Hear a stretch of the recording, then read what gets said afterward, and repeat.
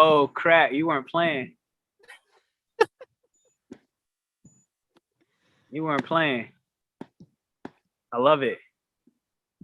Okay, it looks like we're currently live on YouTube. So what I'm gonna do is I'm gonna view the stream on YouTube. And if you do happen to check it on YouTube, just press mute on your YouTube if you do have it. Because I'll be back and forth in there. Because a lot of people will probably drop their comments. Okay. I'm gonna tell them to drop them thumbs up. But let's do it. Oh crap. I think it actually, yes. Good. All right. So I'm gonna go to my other YouTube. Now I'm gonna press copy paste. All right, so Melissa, we are, if I've seen it correctly, we are currently live right now on YouTube. I see we got one person watching. My girl. For all my, that's your girl? I think so. So what I can do is, one, I could drop you this link so that you actually have it. How they don't let me do this setup prior. It's so annoying. Like they do for when you by yourself off Zoom, but hey, it is what it is. We're gonna rock with it. Do you have, Melissa, do you have the link? Do you have the actual YouTube link up? Just out of curiosity? I pulled it up on my phone, yeah. I can see you. Okay, bang. So you can see me live. That's Liddy. So we're about to get into it. So in the meanwhile, while we say that, hey, look, I'm gonna, for all those checking in, I'm checking on my tags. Today we're talking about fixed signs, and within the fixed signs is going to be Aquarius, Leo, Scorpio, as well as Taurus. Okay, and we have some tremendous things happening. I'm going to give you like a little bit of a forecast for anybody checking in today. Not just of the Sagittarius new moon that's coming on the 4th, which is an eclipse, which is obviously more powerful in its own ways, but next year in January, the South Node and the North Node, aka our collective destiny and the stuff we're letting go from our past lives and our karmas are coming to a close. It's going to be in the axis of Scorpio and Taurus for 18 months. Okay, that's a year and a half. And when I tell you, ladies and gentlemen, all of my fixed signs, you're on a come up. And for everybody else that doesn't know how to operate and deal with fixed energy, you're gonna struggle in your different ways, okay? But that we're gonna get into that. We're gonna get into that because the fixed signs are gonna struggle as well. That's just a guarantee. So Missy is a world-renowned astrologer who I really rock with. You know, she'll say she does it only in her personal time, and that's cool too. But I know more than that. I know more than that. She knows what she's talking about. So definitely give her the space to hear her out. Missy, what do we need to know today about everything, about what's happening right now? What do we need to know with emotions and how fixed signs differ from cardinal signs, being like an Aries, a Cancer, or mutable signs like Sagittarius? All of them handle emotions differently. So what can you tell us to jump off about fixed signs and how they deal with emotions, and what fixed signs do you have so that maybe we can even get a little bit of insight on that? All right, a child, come closer. I have never done anything like this before, so I am super excited. And you know, if you don't like what I have to say, it's not my channel. So don't leave. I will only be here for this. But I was getting super interested in the fixed signs, especially with how they relate to the moon, because it's fixed energy, and the fixed modalities tend to harbor and hone in and hold the energy. And the moon is all about, you know, you're cultivating, you're building, you're harnessing, and then you're releasing, and you're in this moment of rebirth and renewal. And particularly signs like Taurus, like a Taurus moon, you know, like, and Scorpio moon, like those ones really hit my my interests. I mean, like I'm gonna try and not. Why is that? Because I have a progressed. I'm an Aries Moon natal, but I have a progressed. All right, meaning like as I grew, as I aged, and I'm still looking young, baby. My moon progressed into Taurus, so I'm actually really interested in hearing why those two moons. Why what makes them stand out for you? Well, okay, like for Taurus, because the moon is exalted in Taurus. She loves Taurus because they both kind of have the same need for this security and this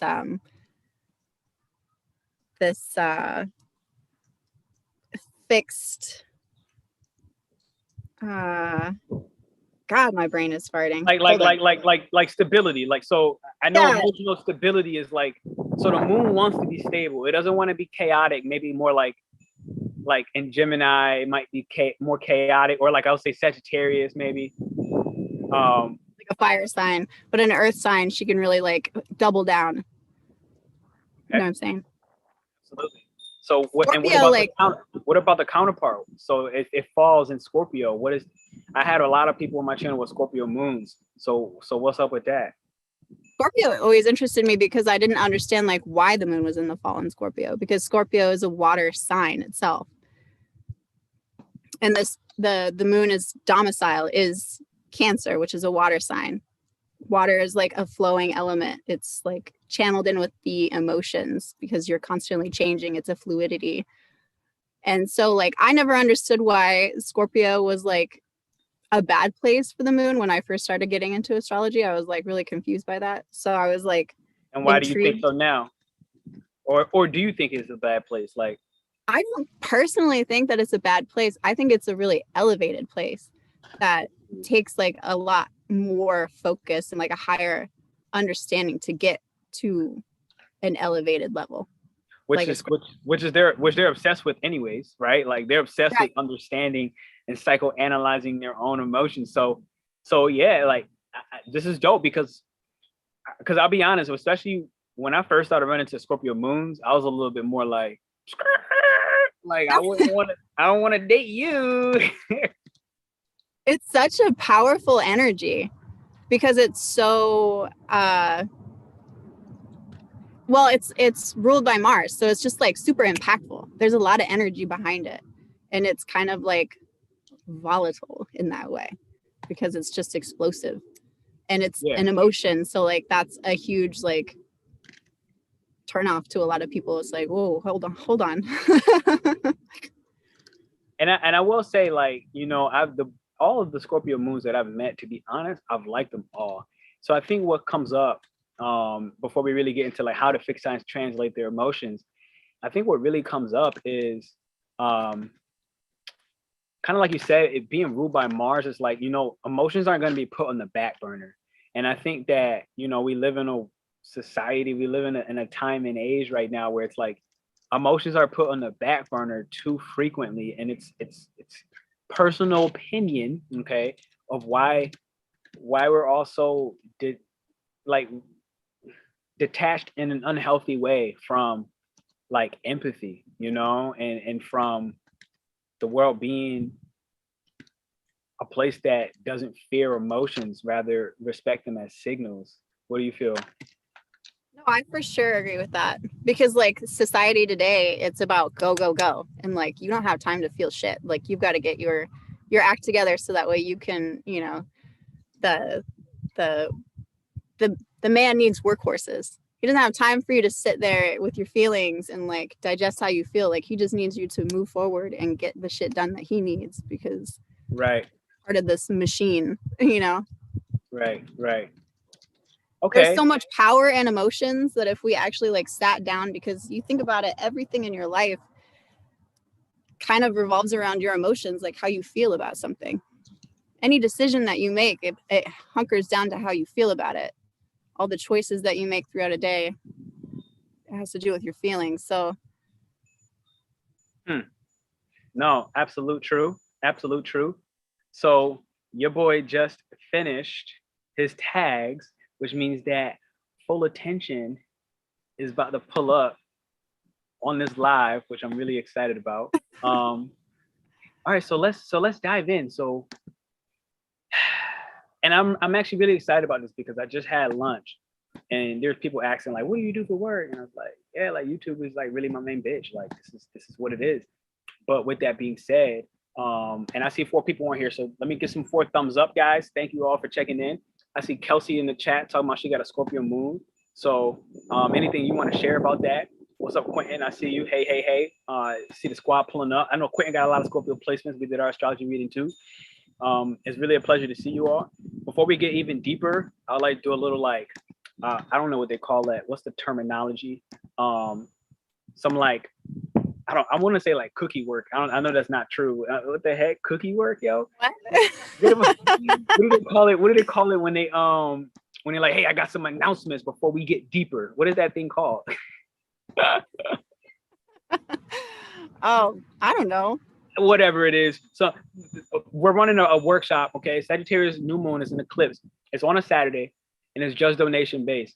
I'm doing it and we're doing a vision board, okay? For everybody that's listening right now, we're doing a vision board and mind mapping. So on that link, you'll be able to see some samples of vision boards that I've done for myself. And the reason why I think this is important is Sagittarius and the moon being in an eclipse. First off, this current transit for all of us is not going to happen for another 19 years. Sagittarius is a believer, okay? Sagittarius is somebody who takes the trauma and the pain that was discovered and felt in actions that had been taken in Scorpio season. Now we're in Sagittarius season where it's like, look, it has the ability to be more optimistic. It's the half God, it's the half horse, where it's like that half man, half God has integrated all of this pain, all this trauma as experience, okay? And it's found its faith because it survived, okay? So you can look at it a little, even if half his body, half his man body, his mortal body got cut off, that other half is still a God. And it's because it integrated all that yucky stuff and it found ways to be optimistic, no longer letting it hold it back, rather motivate and light its ass up to go forward. So with that being said, forward, expansion are key words, freedom with Sagittarius. And I really recommend you guys join in. I dropped the link in the chat on here, YouTube, where you can, it's just a donation base. I highly recommend it. Community vibes. Melissa's been to many, I said your real name, my bad. Missy has been there. Missy's been to many different, so she could probably tell you a little bit about that before we dive in. Miss, what are the workshops like for people that are like coming from the outside? Like what is a workshop like? Oh, I love the workshops. It's like, it's just a whole community vibe. Like you get to go in and everybody just like shares their energy. You share like where you're at, what's going on in your life, and you kind of go around the circle and get a good idea of how the energy is affecting everyone. And a lot of the times in those spaces, those safe spaces where you can like really just divulge, you tend to, somebody will bring up something most of the time for me that'll like really spark something, and I'm like, oh. Right. I did not realize I also am going through that shit, and that's some stuff I should probably work on. probably address that. I feel you, and that's what's so.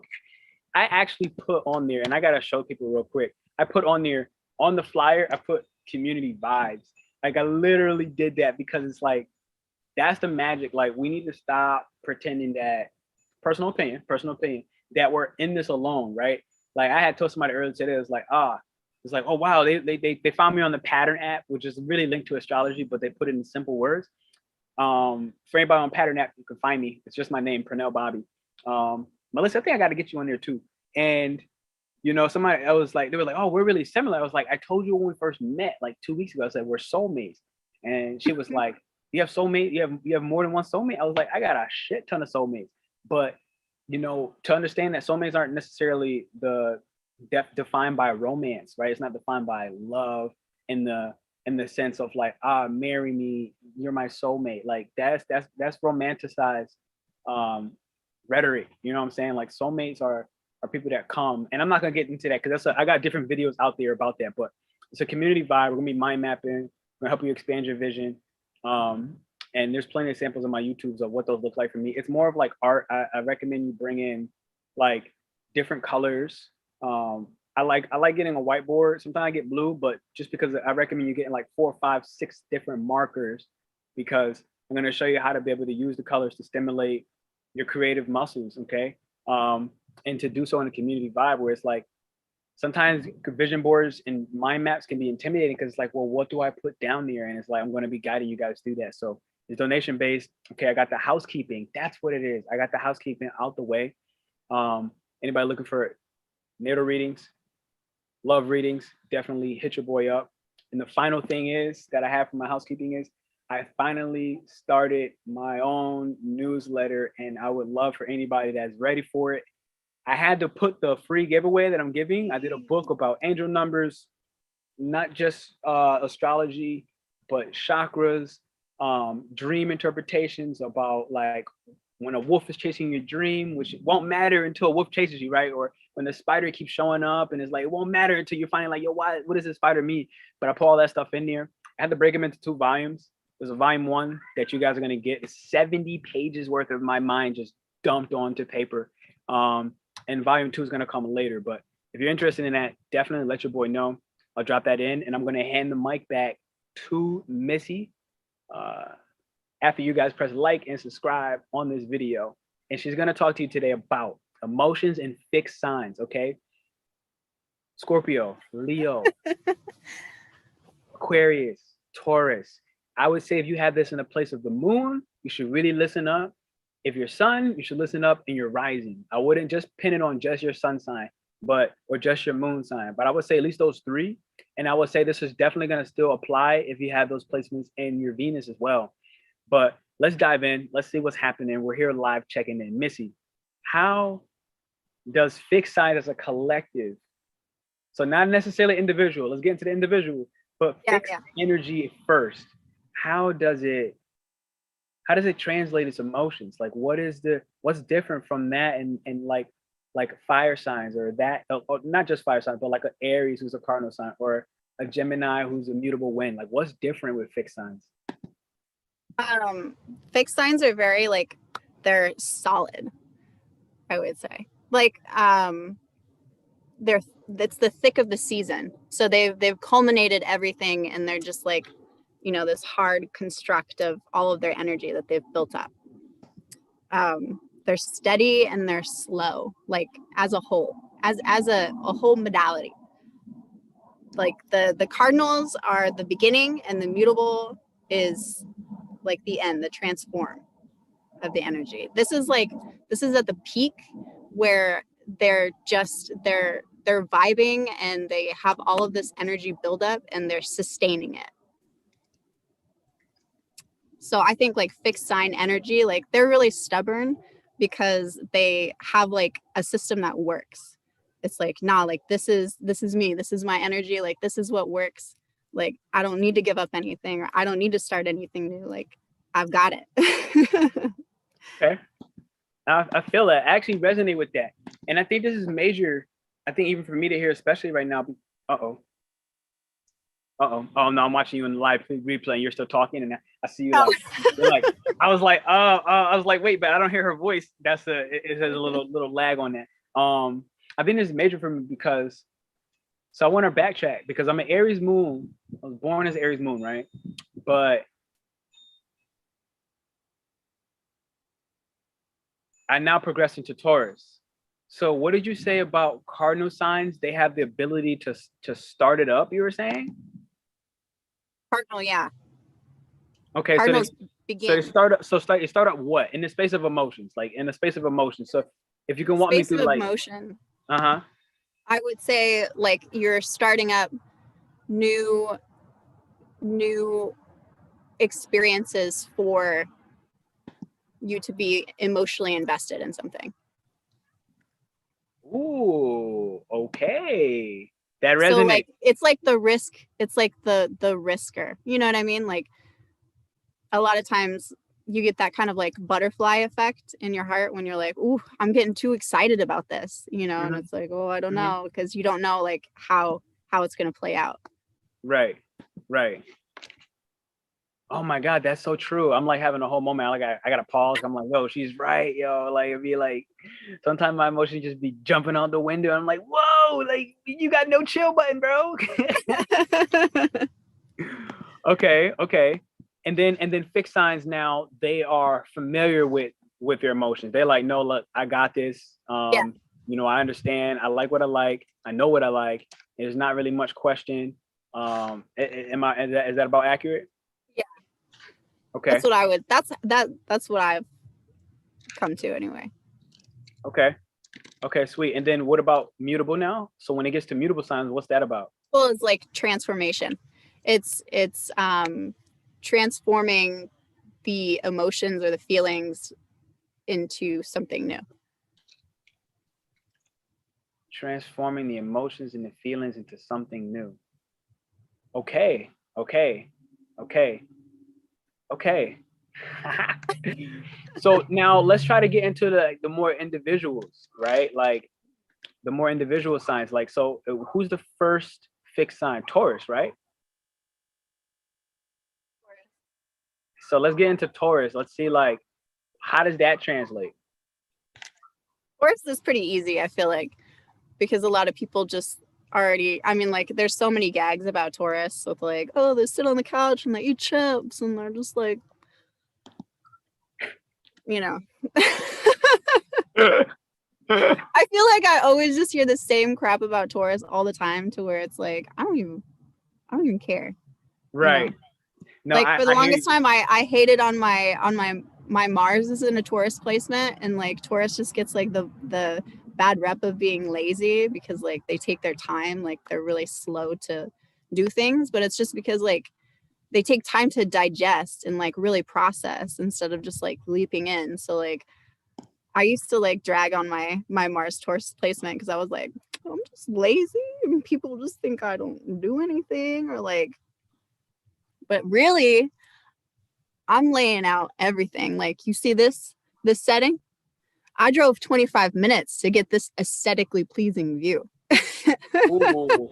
And we talked about that too, because we talked about it because she was like, yo, I need an extra hour because I got to get to this spot that's a little more quiet. Yeah. I need some more time, but this is going to be worth it. Like, look at this. Look at my layout. Like, it screams Venus, right? Like, Oh, I do hear you. And you know what's interesting, because I have been prioritizing planning more than I ever have in my entire life. Like I've been prioritizing like being more methodical and less airy, like less impulsive. And I'm like, you know, like some last minute, like, yo, let's go do this thing. And I'm like, no, like I kind of want to, but a bigger part of me doesn't.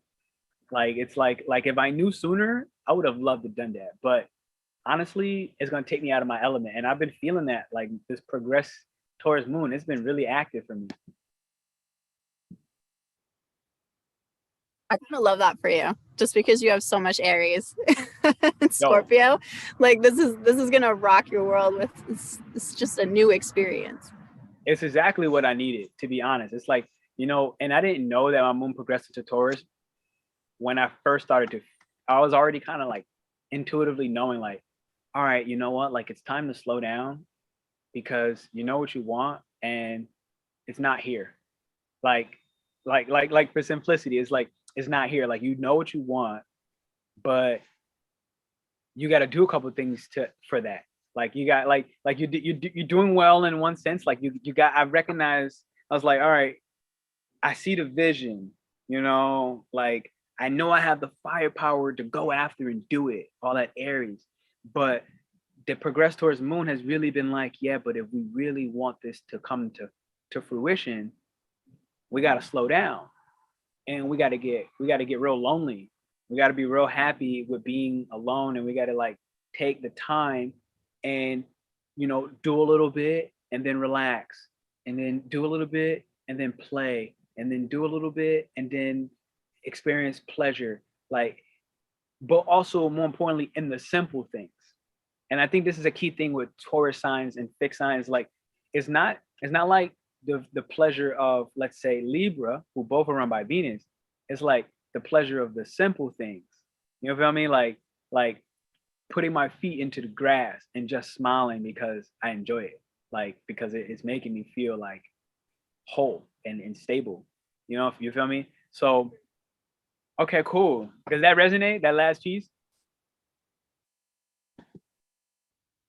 Yeah, definitely. I love that. Bang. So I'll tell you what, we're gonna move into who's the next fixed sign? Leo? Oh, Leo. I want to say one thing on Taurus. Okay, hit me. That sorry. Hang on. The family just came with their dogs. Hold up. I'm not mad. I'm not mad at all.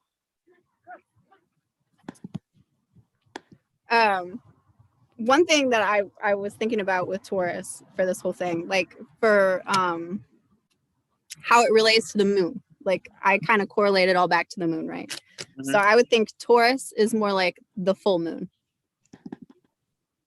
where it's like at its peak, happy and steady and full, you know what I'm saying? And I think with their emotional energy, because Taurus is very much it's very focused on security and stability, and it's very like restrained in a way. And it takes a long time, like I was saying, to like really digest things. Like emotionally, I think it's kind of like a cow. Like it takes a long time to like fully digest it, but then like it hits all these different stomachs, you know, and it gathers all that information. So it like it holds on to things for a really long time, but it's taking its time to break it down and like really develop and learn from it. And I think in that, like, it kind of walks away with this superpower of like kind of like a turtle shell almost, because it has so much comfort in itself, because it really like takes the time to like know what it needs, what it needs to have in order to be secure. So it's like it almost brings its own protection around it. Sure. It's like, you can't hurt me because I know me, you know? Mm-hmm. That actually makes a lot of sense. Man, it makes so much sense, because, you know, to spare a tremendous amount of details, it's like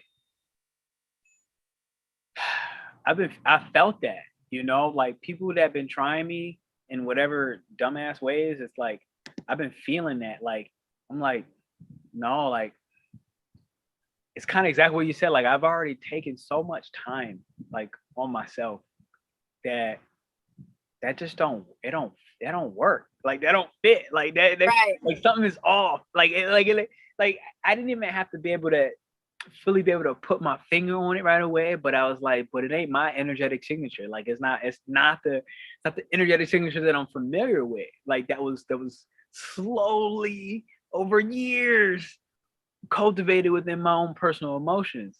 So things started to kind of like ring alarms, and I was like, and I'm seeing that with like a lot of people. Like I really resonate with that, and it makes me happy to hear that, because I didn't, mind you, like I grew up mostly as an Aries moon, right? So when it transitioned and progressed into Taurus for me, it was just a feeling that I didn't even fully know was integrated into my body until it took even a long ass slow time to recognize, wait a minute, this is already integrated into you. Like there's not even anything more to do. I just had to sit and realize that it was there. So that's okay. Boom. That makes tremendous sense. Thank you.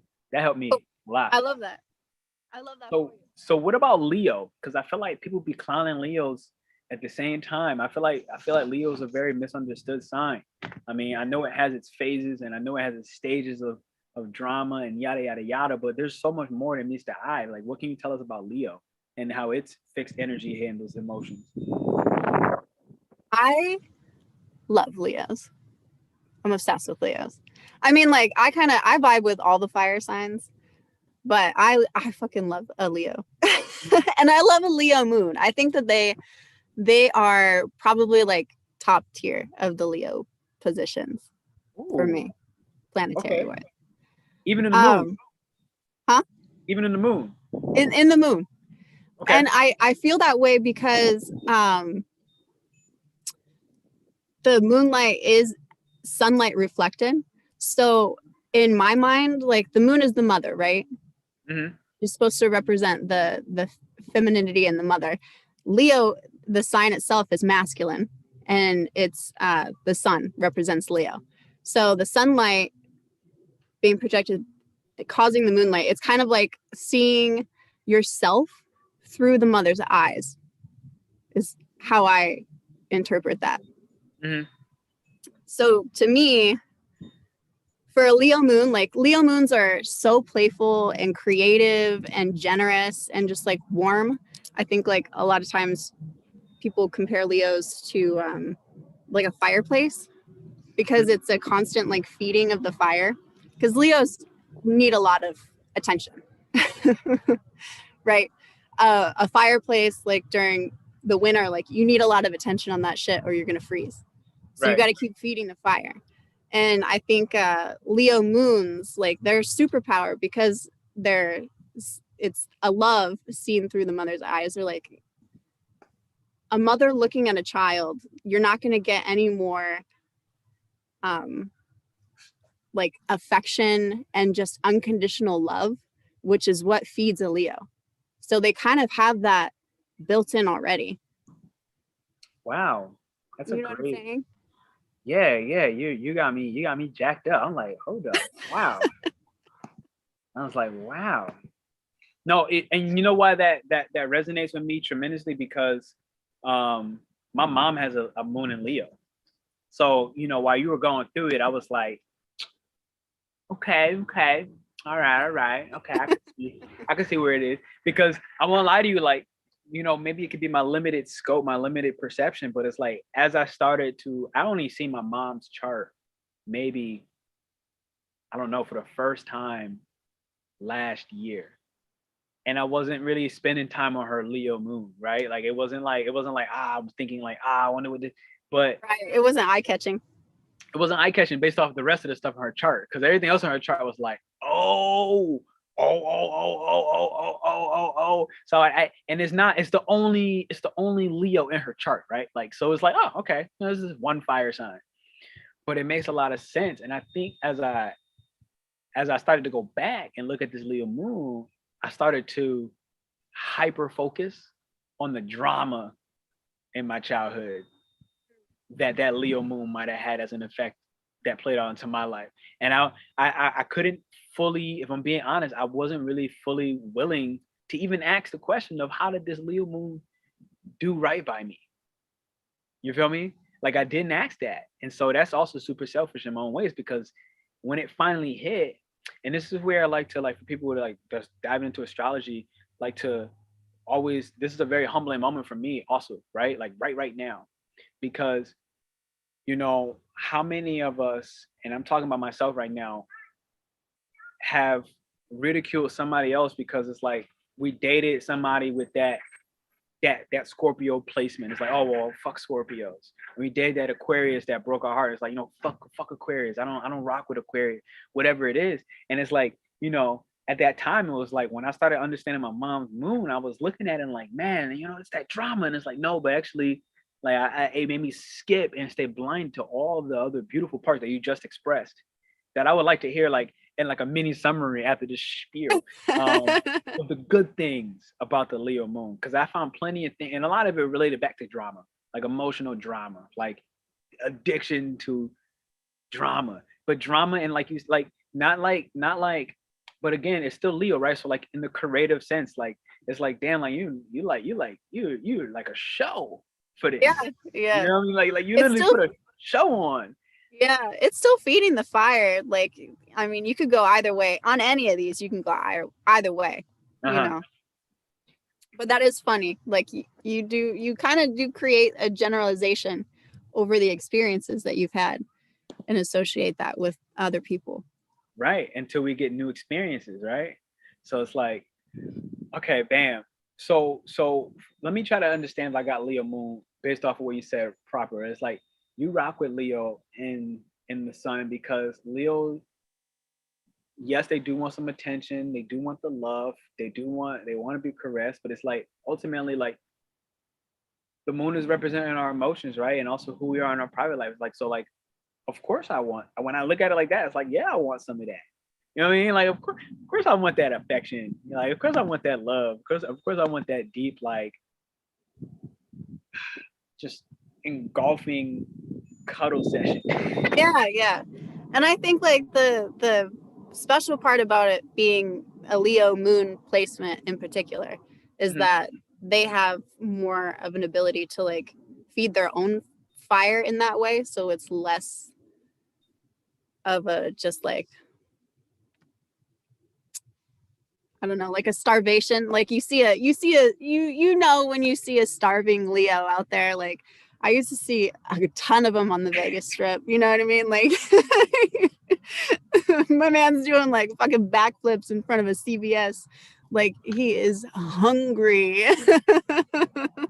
Yo, you mad silly? Because I had to let that one sink in. It's like, you know, when you see a starving Leo. Anybody that's in the comments right now, if you ever seen a starving Leo, just drop the Leo emoji, just to let us know, even if you're watching this on replay, because that shit was actually really funny.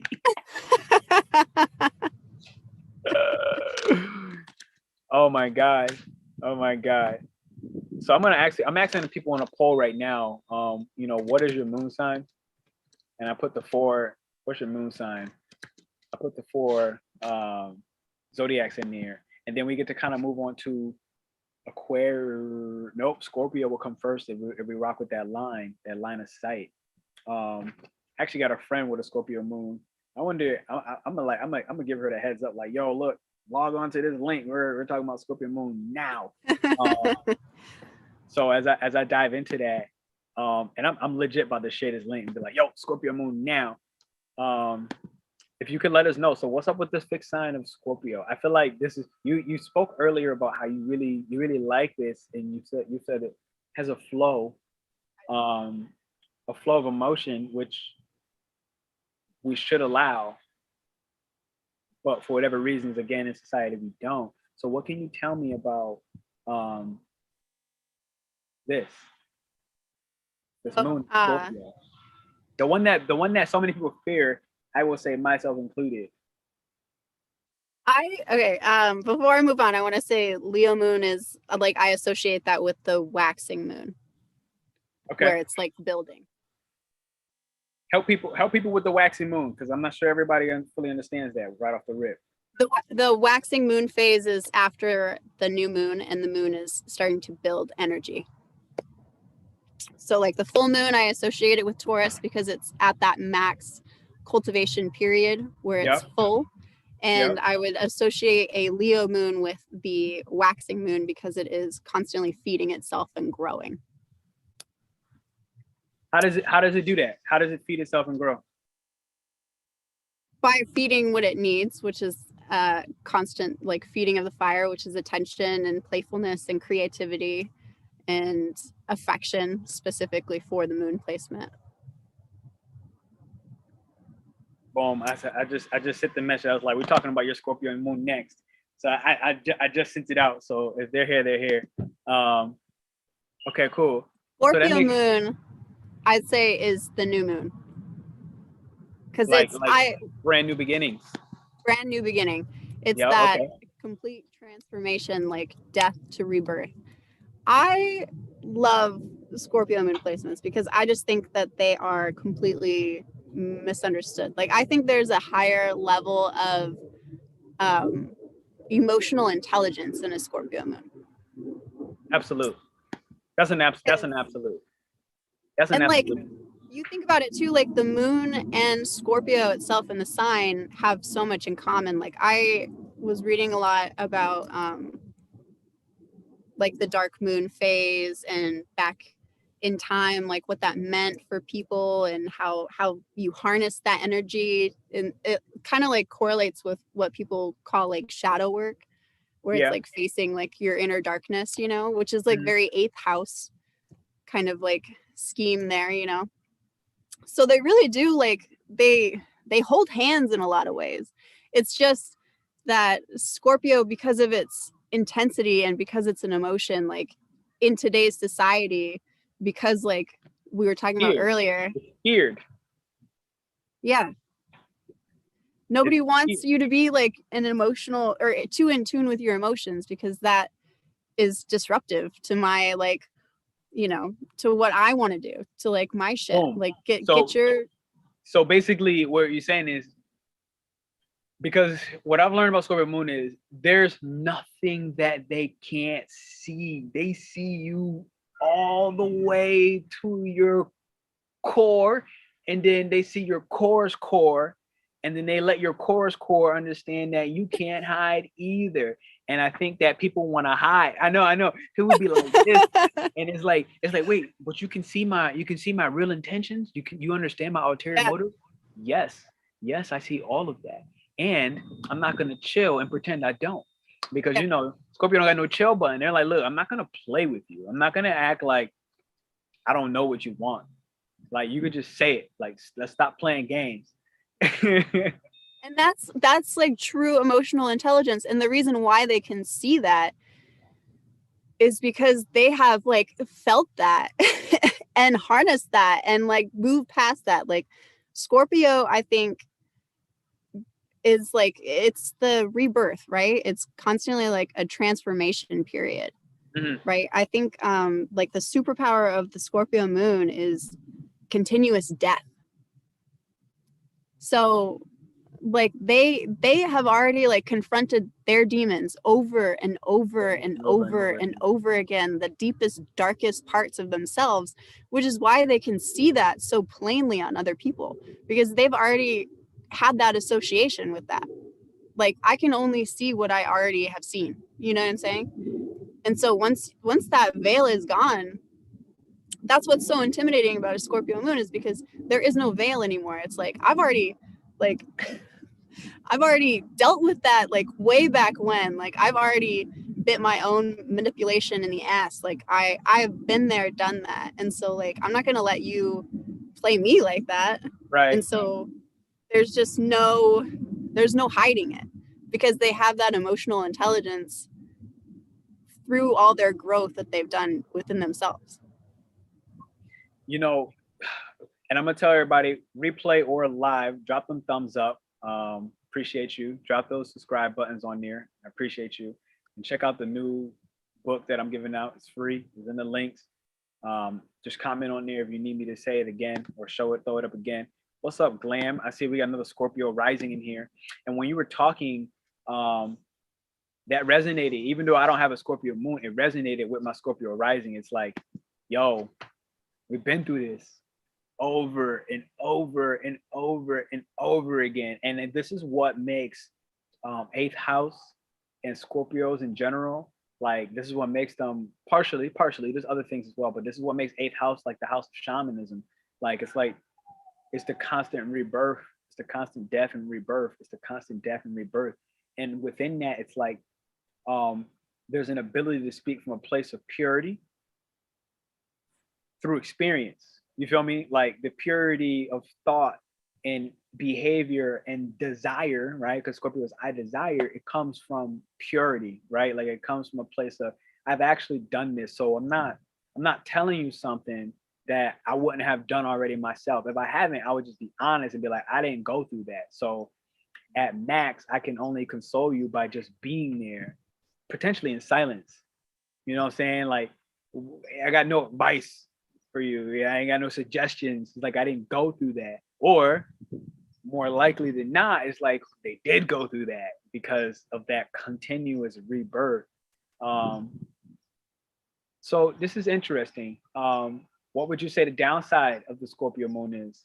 Matter of fact, let's go through the good side of all of them, and then we can loop back around, because we only talked about really the good of each moon so far. Then we can loop around again and talk, hey, okay, here's the downside of each 1, 2, 3, 4.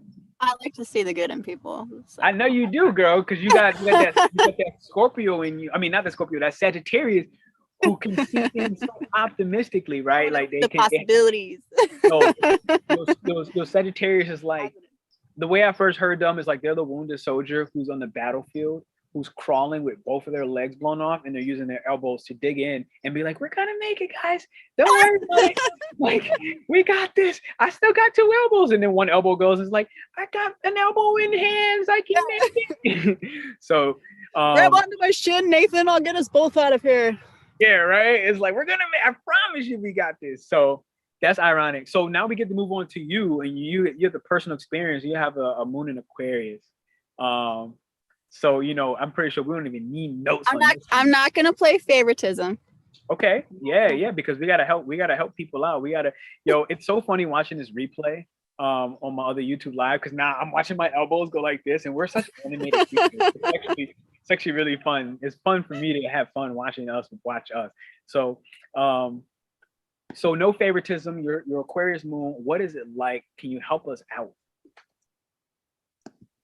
I love my Aquarius moon. I feel like I wear it pretty proudly because we're the rebellious, the weirdos. As an Aquarius would.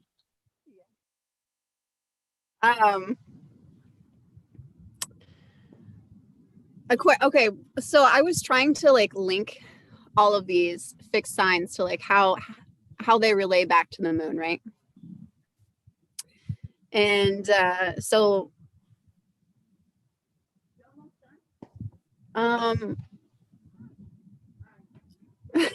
Hey, I tell you what, take a breath, and I'm gonna tell everybody on here. I see 5 people watching currently live. I want you to throw some thumbs up on this video.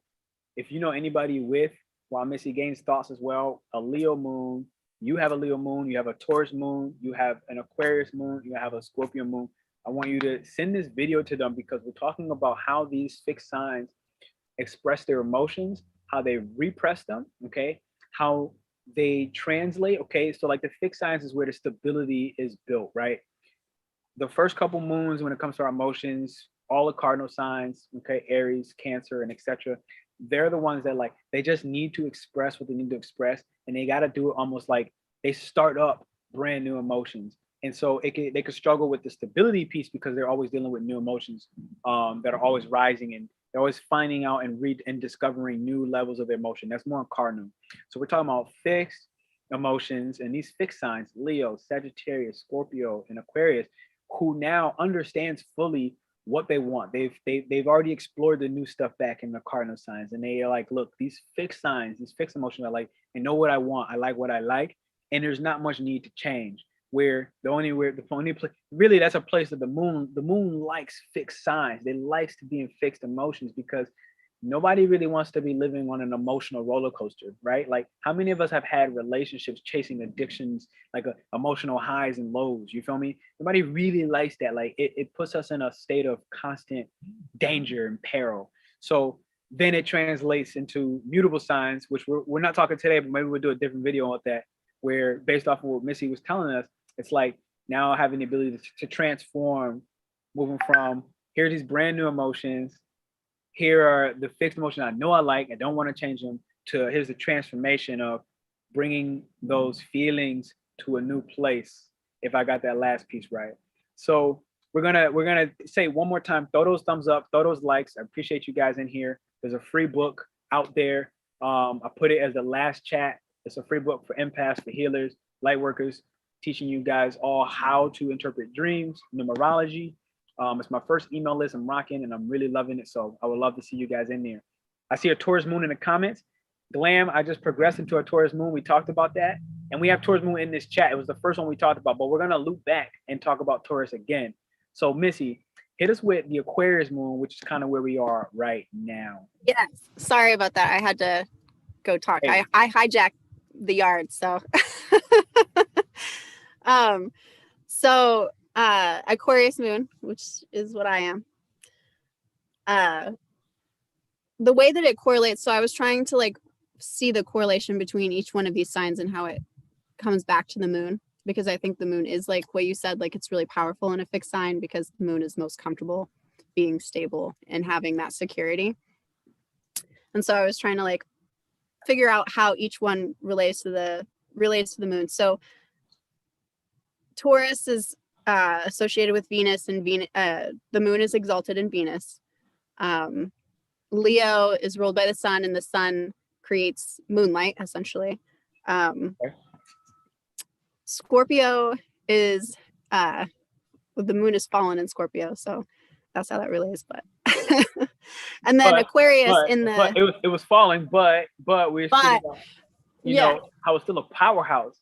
And it's Yeah, only exactly. falling based off of society's like interpretation of emotions have no place in the let's say, I almost wanted to say, this is a man's world. Constantly in that rebirth and transforming, like the new moon. Bang. And Aquarius in the Thema Mundi, which is like from Hellenistic astrology. Yep. The moon is exalted in the 11th house. So the Thema Mundi is supposed to be like the beginning, where all the planets were at the start of the universe. Mm-hmm. So it's supposed to be exalted in the 11th house, which is ruled by Aquarius.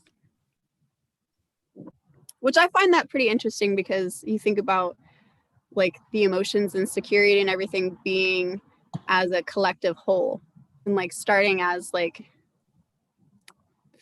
there being that for everyone, or providing it for everyone, which I think is pretty cool. Considering like the difference between, you know, like when everything started to now, how we all feel very separated and isolated, especially like with our emotions. Right. Which I think is really dope, right? Because Aquarius also runs technology, right? So it's like, I find it ironic where you have an Aquarius moon, and the moon is kind of also like a private life, right? Like it's not always showing up on public stage. And Aquarius loves to be in the background, loves to be in the shadows, right? It wants to help humanity, but it also is like the furthest away from the sun. So it's like, I know it has that element where it's like, yeah, but I'm kind of a loner and I love it like that, you know?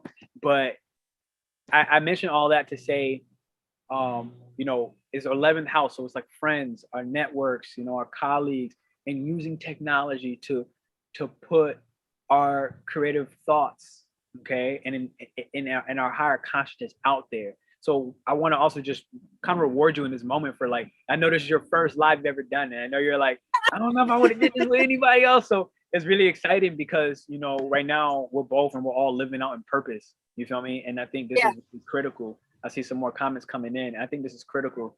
So thank you. My Aquarius moon is also in my 3rd house. So bang, communicating that knowledge. So now you have to put the higher consciousness out there and actually communicate it. But I remember when we did our natal reading, it was like to know that like part of that is also doing it in your local community, right? So, and you're doing that. You're in somebody else's backyard right now.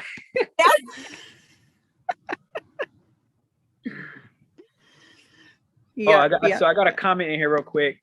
I think he's been trying to send me a WhatsApp actually for, I see 7 deleted messages. He said none of them going through the universe working against him.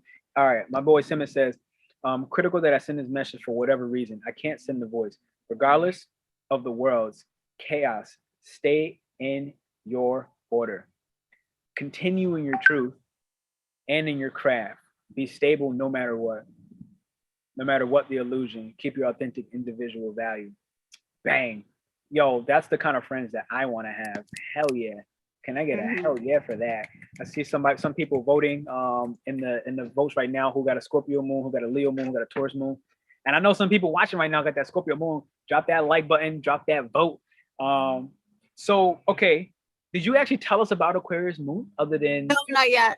Okay, I keep like leading in and then I get distracted with other stuff. I ain't mad. Yo, we having fun. Let's do this. This is also like the best placement for getting over breakups. Yo, I'm really down. I'm down with that. I hear you on that, and you're a beast for that. I'm gonna say that, and I'm not sure this is entirely true in every corner, but I'm also gonna say Aries. I'm also gonna say Aries moon because it's like, you know, they could spark a new one. The difficulty is like not necessarily staying strong in it. Right, not holding it. It's on that instinctual, like, yeah, you know what I mean? Too delighted to start anew. Right. So how would you say they're really good at getting over people when it's still fixed, right? So how does that fixed moon show up? Give us the deets, girl. Give us the deets. I think that has like a lot to do with the air quality of Aquarius. Okay. Like it's kind of like it's like denser air, right? Or like I was following this other astrologer, I think her name is Hannah, and she compared it to a hot air balloon. because it's still air, but it's essentially like rising up and it's carrying others with it. Mm, So, because of that 11th house quality. Okay, great. So I'm listening. so I think like it's fixed in the way of gathering information and knowledge from the experiences, kind of like Scorpio as well. Like it's really good at collecting and turning it into emotional knowledge and intellectualizing the experience. And in that, it helps it process it and release it. Like all the Aquarius moon people that I've ever met, because for some reason, like I also just like attract those types of people. Like I feel like, you know, there's a certain placement a lot of the times in like all of your friends that you tend to notice after a while. And like we get mad. Like we get big mad. Big mad. but it goes out like it's hot air, like it hits you for a little while and it's like unpleasant, but then like it's done and it's over. Like we moved on, we've digested it, and like we've forgiven and moved on. Like not forgotten, because like we're keeping that, like that's the fixed part. Like we hold on to that. Bang. So that way we know. But I think like that also gets transmuted into helping the community in like a collective energy as well.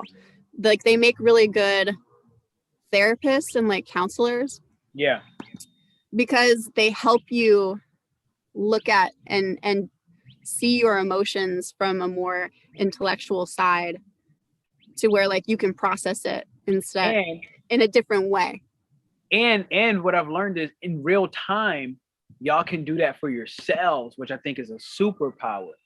Like I've learned, I don't know if Quentin is still on here, but I was doing an astrology reading with him, and he had an Aquarius Moon. And one of the things I was learning about it was that Aquarius Moon has a like delicious ability to be able to look at their own, we'll even call it chaos, even if it's not chaos, but let's say those heated, hot balloon moments, to be able to look at their own chaos from like, you know, a two-sided mirror, you know, like they're on the other side of the window, like looking at themselves in the room steaming, and they could see it, and they're looking at it like they could be steaming, they could be legit steaming, but like you said, they can still make the bigger choice. They can take the higher road, and it seems like they're really masters at taking that higher road, because they can see like, look, my higher consciousness, which Aquarius represents the higher consciousness, right? Like not the lower levels, like it represents the higher consciousness. And it's like, from what I've seen, does that seem accurate for you? Like you're able to see in real time. Like the key word I'm saying is real time. Like, oh man, I'm blowing up. And it could be internal, where on the outside it's like, you know, you might make a snarky comment. I would imagine it'd be like a sarcastic comment instead of like me, where especially my Aries moon is like, yo, you did me wrong. You deserve to die. I think the example that I gave you too is like my favorite. It's the two zodiacs are going out to dinner, and the Aquarius woman is going to this beautiful restaurant with this man who's about to break up with her, and you know he leaves her in the situation where she's surrounded by everyone. Like it's a beautiful restaurant, it's a beautiful situation, and or it's a beautiful sitting, and like you just quietly process and realize like you can take in the whole situation. It's like, well, right now is not a good time to just absolutely blow the fuck up over this. Like we're in a nice restaurant, like some people might be, you know, having their anniversary today or whatever. Like you can kind of in that moment like sit and see your emotions, and like you feel them in real time, but at the same time you're like, it's just not my time right now to do that. Right. And I gotta be honest, this is where I'm really happy that my own emotional world, my own moon has progressed into Taurus, where I've been able to chill out a tremendous amount in this stage of my life, because in that same scenario, especially when my moon was in Aries right prior, like where I was born, it's like, yo, there's no sense of time. You know, like what I'm feeling was what I was feeling now. And like it was just that simple. It's like now. So I'm really happy to be actually more in that fixed sign moving into Taurus, because it's like, what the heck? Because that's not always very healthy. You know what I'm saying? Like it didn't always. It was healthy from a standpoint of like, great. I don't really hold emotions into the point where it becomes toxic and start poisoning my own mind and my actions. It's like, look, boom, it's out.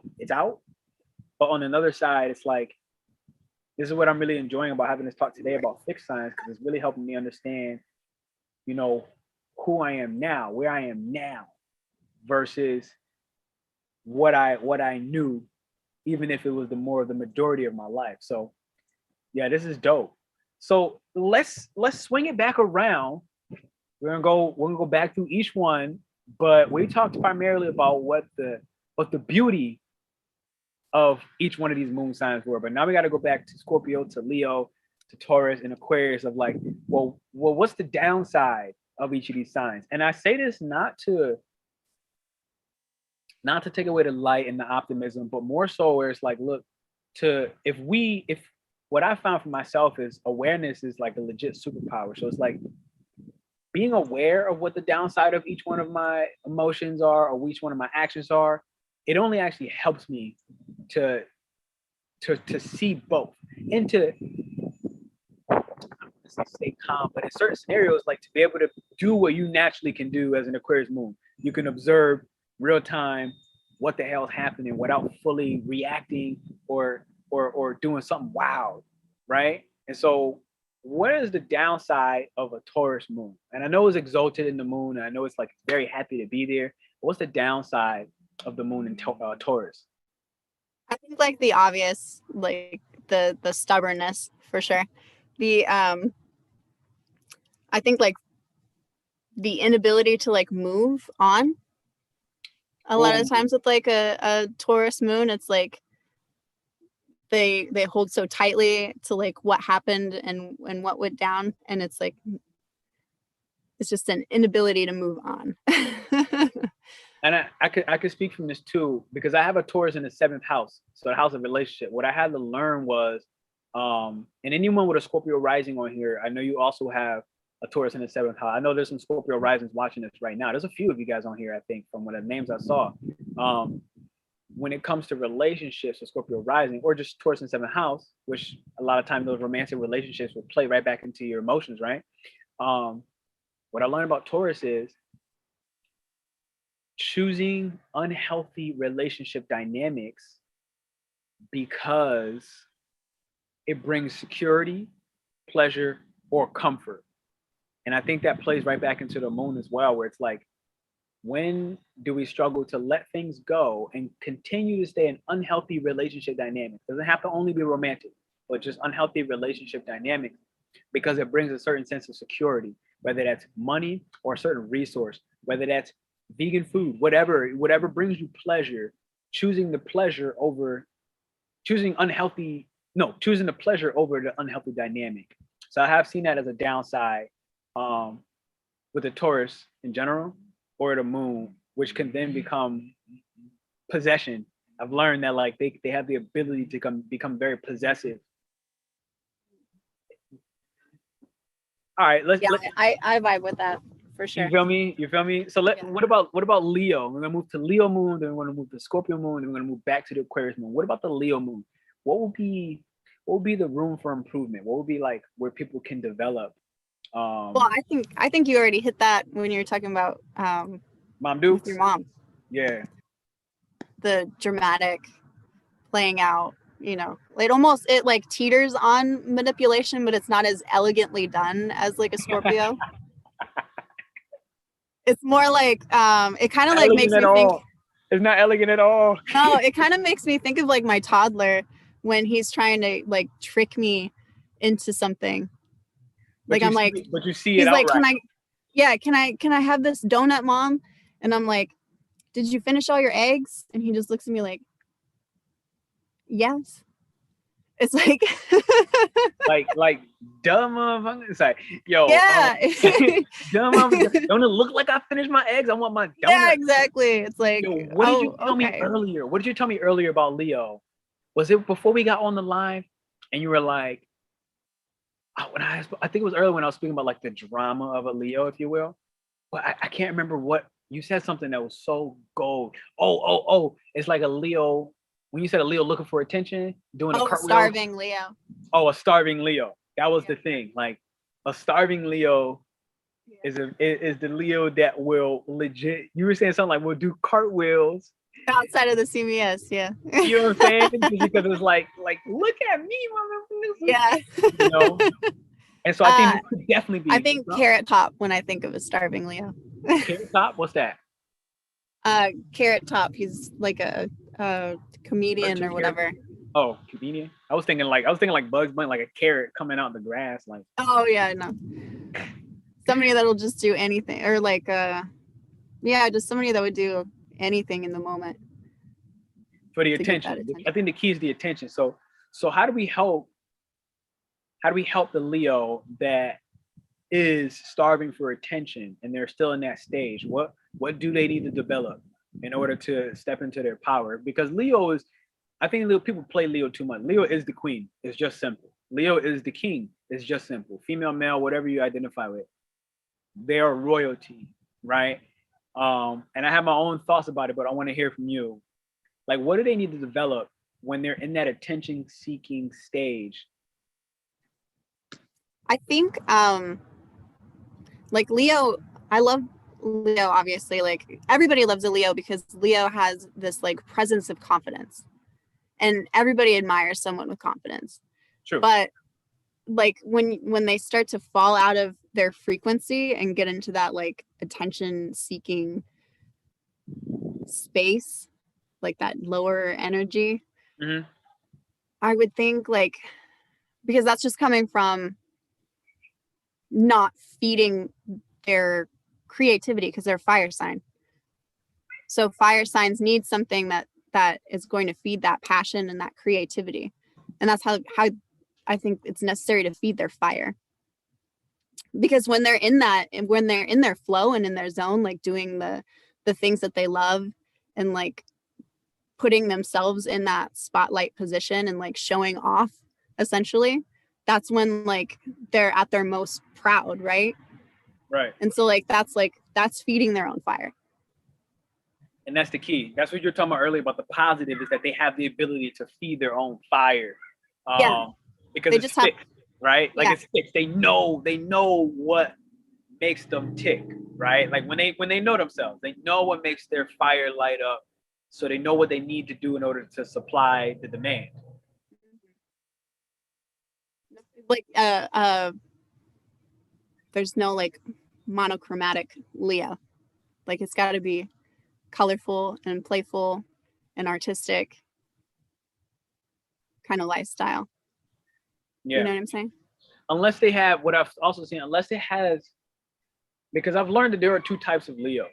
Not each one of them are super over dramatic, over the top. I've really learned that like there's the Leo that everyone I think naturally identifies with, of like, look, here's this character, you know, almost like this like cartoon character who's a walking performance, right? Like a walking creative performance.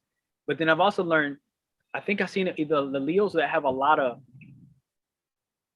either one or two things, a lot of water energy that calms that down in a different way, or like the Leo's really close to the Virgo line, where the drama, because Virgo drama is super different. So I'm not even going to get into Virgo drama, because Virgo drama is very interesting. Like they're mad, like they really don't give a fuck. I think people got Virgo real twisted. You know, they think they're like these nice, soft, serving people, which they are.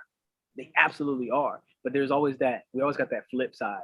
And I've learned that like the Virgo has a certain purity to it, where it can, if you have some of that Virgo energy, it could really sophisticate the Leo a little bit, if you will, kind of like, you know, like stand it up a little bit, kind of like, you know, because Virgo got to have a certain prestige. Power is in like the routine, right? Yeah. So when you can create planning that, and laying it out. and I think that's where it can starts to hone the fire of the Leo, like in a way that's like it can be very productive. So, okay, Scorpio Moon. What's the downside of a Scorpio Moon? All right, we talked a little bit about the positive of like it's going through. It has the ability to be real, to desire emotionally deep connections, bonds that is not always is always asked for in today's society, but it's not always honored, right? Like it's not always like we ask for it, but then when we get that, it's like, oh, I'm not actually ready to handle that. And so then in this perpetual like, what the fuck, is anybody real out there kind of thing. But the ability of the positive ability is like it's gone through its rebirth so much. It's gone through its own darkness. It's understood its emotions so well that it's so emotionally intelligent. It becomes very difficult to play it, right? Like, I don't think they're really the ones that's getting like, because I found emotional intelligence is a sign of healthy boundaries. You know what I'm saying? Whether they're boundaries that needed to be built up or torn down, Scorpio has the ability to go through rebirth over and over and over. So it's like it understands when things are outdated, like when certain emotions are outdated, when certain emotions and barriers that they had no longer served its purpose, and it can be reborn over and over and over, and it go through that.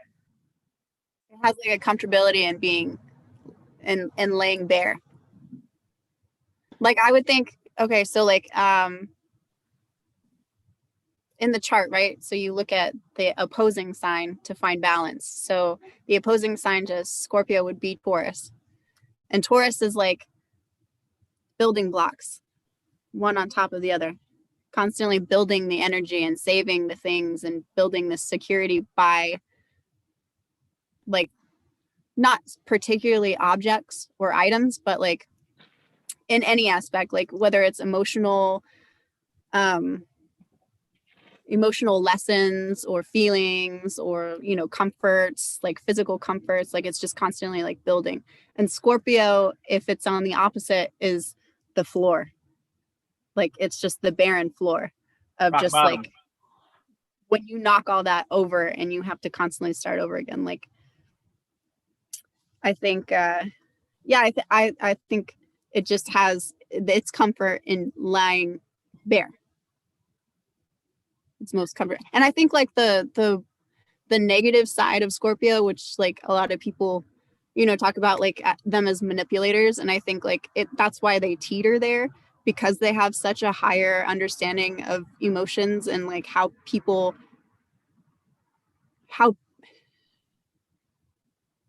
like understand their own emotions.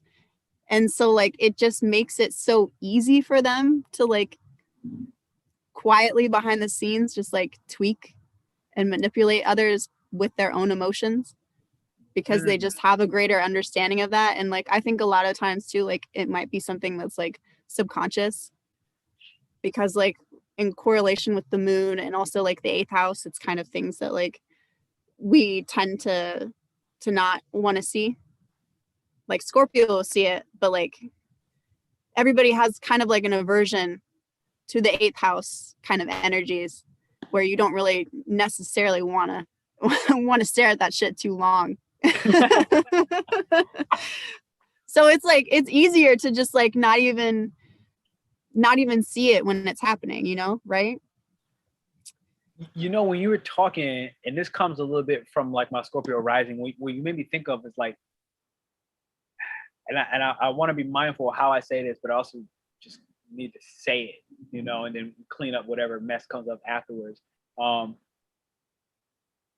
I found like really resonating with being a Scorpio myself is that it comes with a higher sense of responsibility for the interpersonal relationships that exist, right? Because the middle 4 signs are all interpersonal. They're all interpersonal signs. From what? Leo to Virgo to Libra, and then the Scorpio. And if I went to like Libra, just for example, the house right prior, it's like your relationships, but like kind of outside the house. You know what I mean? Like the superficial image and ideal of the relationship versus when it gets to eighth house, one more step in to Scorpio, it's like you're in the house now. So like this is where the soul merge kind of comes. Um, and it's almost like it's the last of the interpersonal signs, those signs that interact with other people. And it's like what I found, at least for myself, it almost comes with a higher level of emotional intelligence in a world where emotional intelligence is rejected. It almost comes with a certain sense of like almost unbalanced responsibility. And that's why I was like, I'm gonna have to clean it up later. Like almost like a sense of unbalanced responsibility, because it's like the inclination for Scorpio to psychoanalyze and fully dissect what an emotion, even just a singular emotion, which often is not understood, right? Like anger is not the same as rage, which is not the same as disgust, which ain't the same as, like, all these are very separate, different emotions. And a lot of time what happened is like, oh, well, I'm mad, and then that's enough for people to stop that. But I know for a Scorpio, like, it's generally not enough to stop at like, I'm just mad. Like, well, why are you mad? Oh, well, because this person enraged me. Like, well, what does this rage actually mean for you? And what's the source of it? And then they'll go one layer deeper, and not everybody, you feel me? They're peeling layers, but it's like not everybody, like you said, eighth house, not everybody's willing to go so deep. And I had to learn in different ways that like that's okay. I had to learn like there's a certain balance to that, because I used to struggle. Fucking ogre. You know what I'm saying? Like what? Like I'm telling you, like it used to be a struggle Shrek for me. over here. What? So I think that, so you said that when you spoke about like the downside of it, I think this is where it kind of plays back in, because it has the ability to see through and pierce every layer until there are none, and then still go and find ways to go deeper. I think the downside is that it craves somebody who's willing to accept intensity. And if the people it cares about the most, let's say people it even soul merged with, which is like a thing that it wants to do, it wants to merge on every fucking level, right? Like it doesn't want to leave anything, any crack, any gap. It's like, I want to merge with you. I think the difficulty is like recognizing for me myself that like that level and depth of intensity is not a requirement. Okay, for starters, it's not a requirement. It is like, and it to be mindful of the, like you said, the subconscious or the unconscious, because Mars is an unconscious planet, right? So there are certain drives to Aries and Scorpio that they're not always consciously aware of. Like it's an unconscious planet. It desires action. And Scorpio is I desire. So it's like there are unconscious desires that it needs to discover as well for itself, where sometimes that manipulation is coming from a place where it's actually self-sabotaging itself. And there just happens to be somebody that we're romantically involved with, you know what I'm saying? Where they are forced to be in that same house or that same dynamic with them. And the Scorpio has to go through that. Like it has no choice. It has to go through that. It is the sign out of all the 12 zodiacs that's required to do so. You feel me?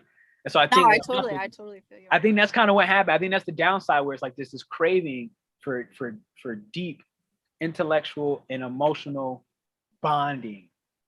But a lot of that has to happen with itself, and it has to find ways to recognize its own unconscious manipulations, which is really it's relationships being a reflection. It's like it's just reflecting how it manipulates itself for more power, itself, right.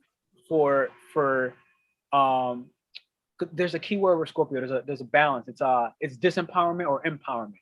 So it has to navigate its own disempowering behaviors and empowering behaviors for itself, while still learning how to be in a relationship with someone else. I think like I vibe with that entirely. And that actually made me think of something. I think because like Scorpio and the moon are so intertwined in that way of like constant rebirth and renewal, it has this, I think Scorpio is constantly undergoing this unconscious cycle of awakening. Right. So in order to awaken, you have to break down and shatter whatever reality you knew.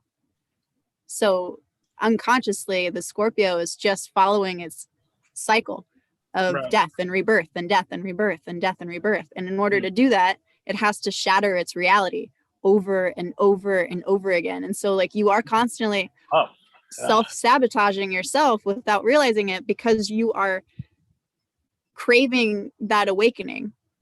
You need that rebirth because that is your comfort. The floor bare. Wow, you just hit me in the jaw on some other stuff. Wow. Damn, wow.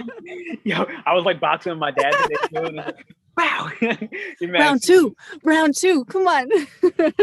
Hey, you know we live for this. You know we live for war, so let's do it. Yeah. No, that's really And dope. that could apply to Aries as well, because Aries is constantly looking for that new. Yeah. So it has Aries is constantly fucking up so that way it can learn and start something. And you know, restart. And I won't go too deep on this because I know it's not about the cardinal signs today, but I will say this. You know, what's the first zodiac in astrology? Are you asking me, or Aries? Oh. So I say that. It's a quiz. Kind of like I say it to try to like clarify, right? So it's like right. When there's one, let's just say there's one woman in the whole world, what can it fuck up? Like it's the first and the only woman on the planet. Nothing else exists yet. No other people, no conditionings, no manipulation, no money, nothing exists. What can that one person fuck up? They're left to their own devices.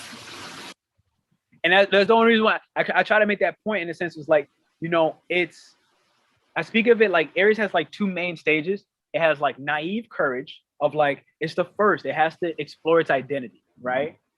And it does that. It just does that. And it's not thinking about anyone else. It's like, look, I'm the firstborn. There's nothing here.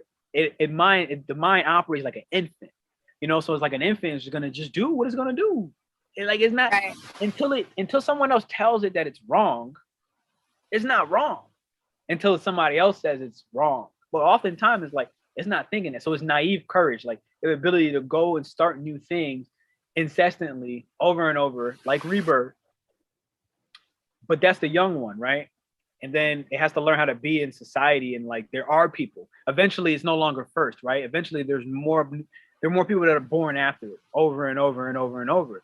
And so now it has to come back. It goes the whole loop around the globe, and then it comes back, and it's like, everything's different than it was the first time. So now it has to go through it new all over again, but with people and rules and regulations. And it's like, yeah, but I didn't have to do this. So it has to learn how to rebirth and transition through that. And that's what I learned. It comes into like, it learns how to cultivate confidence, which is very different than like naive courage. You know, like it cultivates confidence through action, consistent action. Yo, you got somebody in the comments saying, somebody named Chaotic saying, yo, what up, Missy? Everybody in here, definitely throw some likes in here. There is a free guide for people that I dropped out. It's a spiritual kit, created it recently. Missy, you know somebody named Chaotic? Chaotic. Yeah, with a K. I think it's in the YouTube chat. Thank you guys for those likes. I see you dropping those thumbs up. I got a track survivor in here. It's the Circle of Scorpio, Mufasa. Watch what you say about what you say about your man. Uh-oh. Man, watch out. Oh yeah, all I know is that he's an Aries sun. I can't really say much about anything. He won't give me his birth chart. He's too scared. You say he won't let you read it? I'll crack all the secrets. Yeah, I mean, especially when you got that Sagittarius inside of you, it's like you see. Yeah, I see. So all the Capricorn too. I would like work steadily on it for a week time until I dissected every tiny little. Yo, I always tell people, like people that I date, like people in relationships, like I'm like, look, like don't give me your chart. I don't want to see your chart. like Like, because the thing is, I do this for a living, right? It's like, I can't unsee it. It's not like a glimpse is going to be like, all right, I got it. And just rather like learn people for people, not based off of some, you know what I'm saying? Because like you can see so much, and there's always all these signs are evolving. You feel me? So like they all, like you said, they have their stages where sometimes it's really in its acting from its higher consciousness. And other times when it's like it's in a bad place and it's just in a low vibration. And it's like to judge people off of, you know, an experience with somebody else, but it's just not right. And I think I gotta say this for everybody listening, you know, don't ever judge, especially if you're not especially if you're not in the space of astrology. Let's just say, if you dated that Leo and that Leo hurt your feelings or some shit like that, like don't judge them so critically. And not just them, but like the next one. Especially the next one.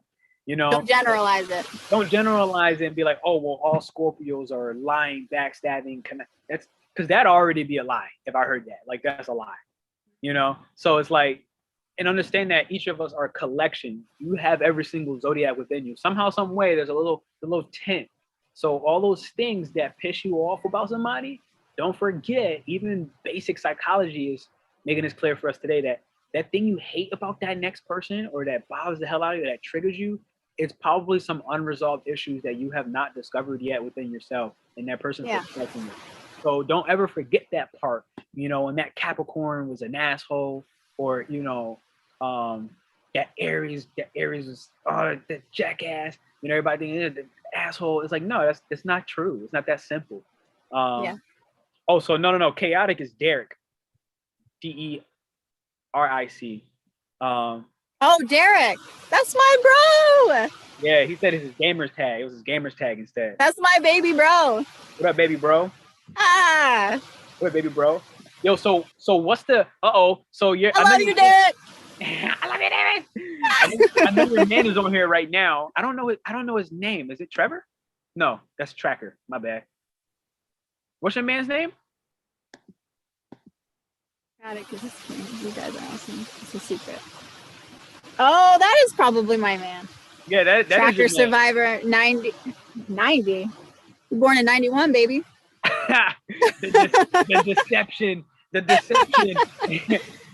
No, the only reason I had asked is because, hey, whoever your man is on the other line right now, it's time for her to spill the guts out about this Aquarius Moon and what is the downside, the objective Aquarius truth. What is the downside or the place of development?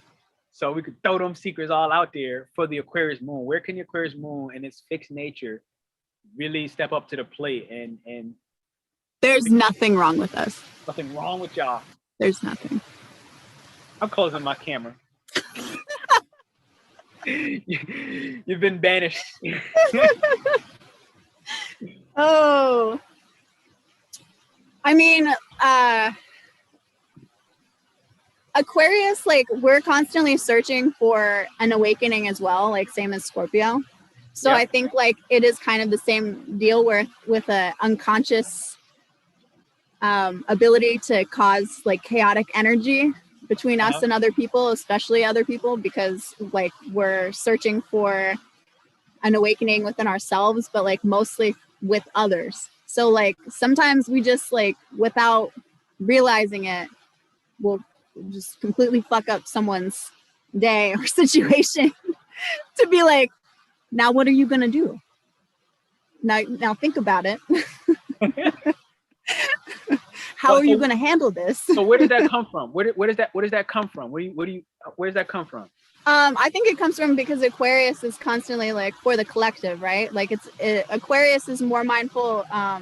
Like if Aries is for its own personal awakening, Aquarius is for a collective awakening. Collective awakening, absolutely. So with an Aquarius moon especially, it's kind of like a little poke at people with their emotions, like, okay, like you're mad now, like you're big mad now how are you gonna grow from this? Like right.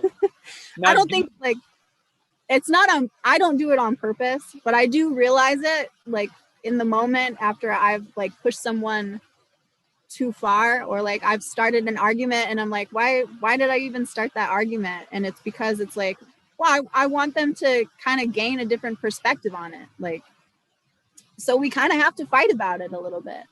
Do you think that a little bit of, and I'm going to keyword this, a little bit of the pride of being able to intellectually tamper with somebody's disillusioned reality and how they're not helping the collective? Like, do you believe that the opposite being Leo, do you realize there's a little bit of the intellectual pride behind being able to be the one responsible to make the world a better place is part of how you get your, or just Aquarius moons can get their shine? Like if Leo is the shine, right? Like taking attention outwardly and openly, behind closed doors, more where I think of Aquarius.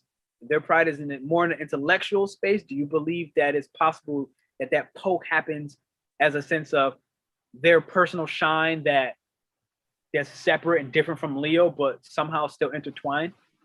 Yeah, definitely. Well, they're on opposite ends too, right? Yeah. Right. Yeah. So I think like Leo's is more like a within thing. Yep. Where Aquarius is like constantly pushing that out. Huh. Like Leo's trying to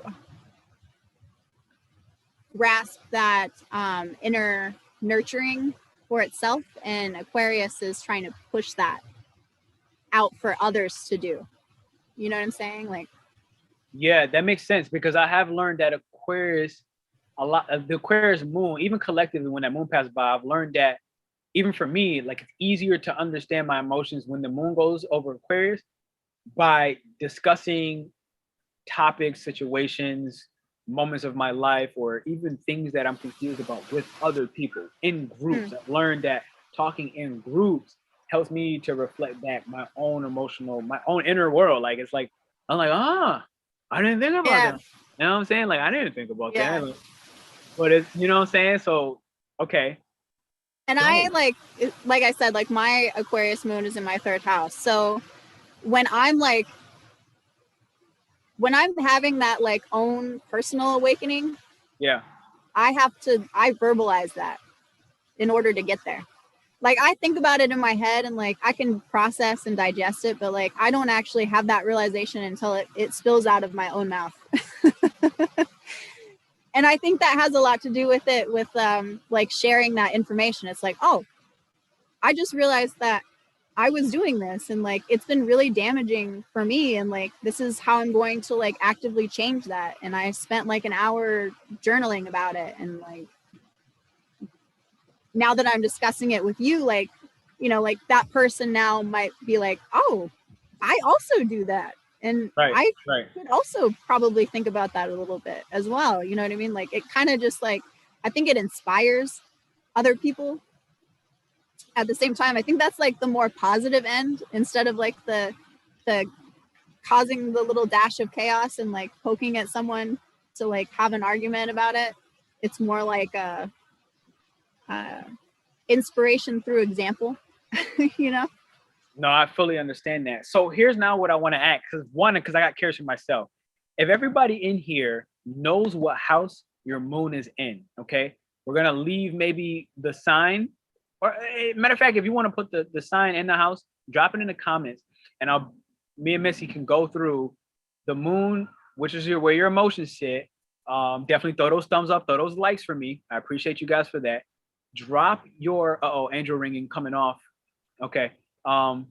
Drop your house, and we could probably go through where will your intentional focus on your emotions benefit you the most, whether your 1st house through 12th house. I can give you an example. Like, so my moon was in the 5th house. Right now it's progressing to the 6th house, but when it was in the 5th house, especially as an Aries, it was like I couldn't fully understand my own personal emotional world without 5th house being like a Leo space, without expression, right? Like I would have to perform somehow, some way. That could be me just going on stage. A lot of time, like in Thailand was a big one. I was going on different stages, and just speaking. You know, like I would have to just speak, and I didn't even always know what I would be speaking about, but I would be understanding my emotional world being on public stage, and somebody would say something. I would even just see my own, like, or I would sing a song, or I would just magically be able to paint. And I've never painted before, but then I look at it and I'm like, oh snap, it would reflect my own emotional world, the parts that I couldn't get. And that was me having my moon in the 5th house. Like, it comes out in the form of art. So if anybody knows in the chat what house yours is in, maybe Missy and I can help you guys on a personal level. And while you guys are typing that, what I can do is, one, mention one more time that on the 4th of December, I'm running a full moon workshop. I'm lying. It's a new moon workshop. The moon is in Sagittarius. I'm like, I'm lying. The moon will definitely be involved. Yeah, the moon will be somewhere. It'll be somewhere. It's a donation base. I'm only taking 8 people, which is ironic because there's 8 people watching right now. I'm only taking 8 people on that, just so I throw that one out there. And I do that because we're talking about vision boards. We're going to be doing vision boards on the 4th of December, helping you guys mind map. The reason why is Sagittarius is all about I see, and it's like I see how to expand, I see how to be free, I see how to travel, I see the new philosophies that are forming within me. You know, it just quote unquote I see, right? And it's not happening again for another 19 years, the specific cycle. And so what I'm saying is like, I think it's a very powerful time for us to take advantage of it for simplicity, like literally take advantage, and create that vision. So what I'm gonna do is I'm gonna drop that in the chat, and I want to give you guys a little baby forecast. If you know your sun sign and your rising sign, I'm gonna try to go in tandem with this. I've never done this before. I'm gonna go in tandem with Missy, and I'm going to try to give you a little forecast. Sagittarius is going through a 1st house transit. All right. So if you're a Sagittarius rising or sun sign, this is going to be for you coming up. I think I dropped it. Yeah, bang. I dropped the link for the workshop. It's donation based. It's only 8 spots. Like, I want to emphasize this. Only 8 spots. I'm doing that because I want to keep this one intimate. I don't want to expand it out to just everybody. I want people that really want to map out their vision. You know, I recommend you bring white paper, and at least 4 to 5 different colored markers. Okay, that's my recommendation, because we're gonna get real creative on this. So, okay, here's some forecasts for people. Know your sun sign, know your rising sign. I will put more emphasis on your rising sign. Personal preference, okay? I think both impacts you, but I think your rising sign has a bigger impact. Personal opinion, okay? You'll get different things from different astrologers. Maybe Missy has something completely different, but I think you should listen to both. Okay, 1st house, new moon. Missy, hit me with something. What will a 1st house transit for Sagittarius potentially look like? Or I can take that away, because I know you are Sag rising, so you might have, you know, different feelings involved that can, like, I don't know, maybe like stir it up. But what do you feel? What does a new moon for a Sagittarius in their 1st house look like? And it's an eclipse, by the way, which makes it a little bit stronger. Oh man. Well, I see Jennifer, by the way, coming in. Hey Jen. I'm sorry, go ahead. Eclipses are about like tearing down, right? And starting fresh and new. So Yep. It's going to be for Sagittarius.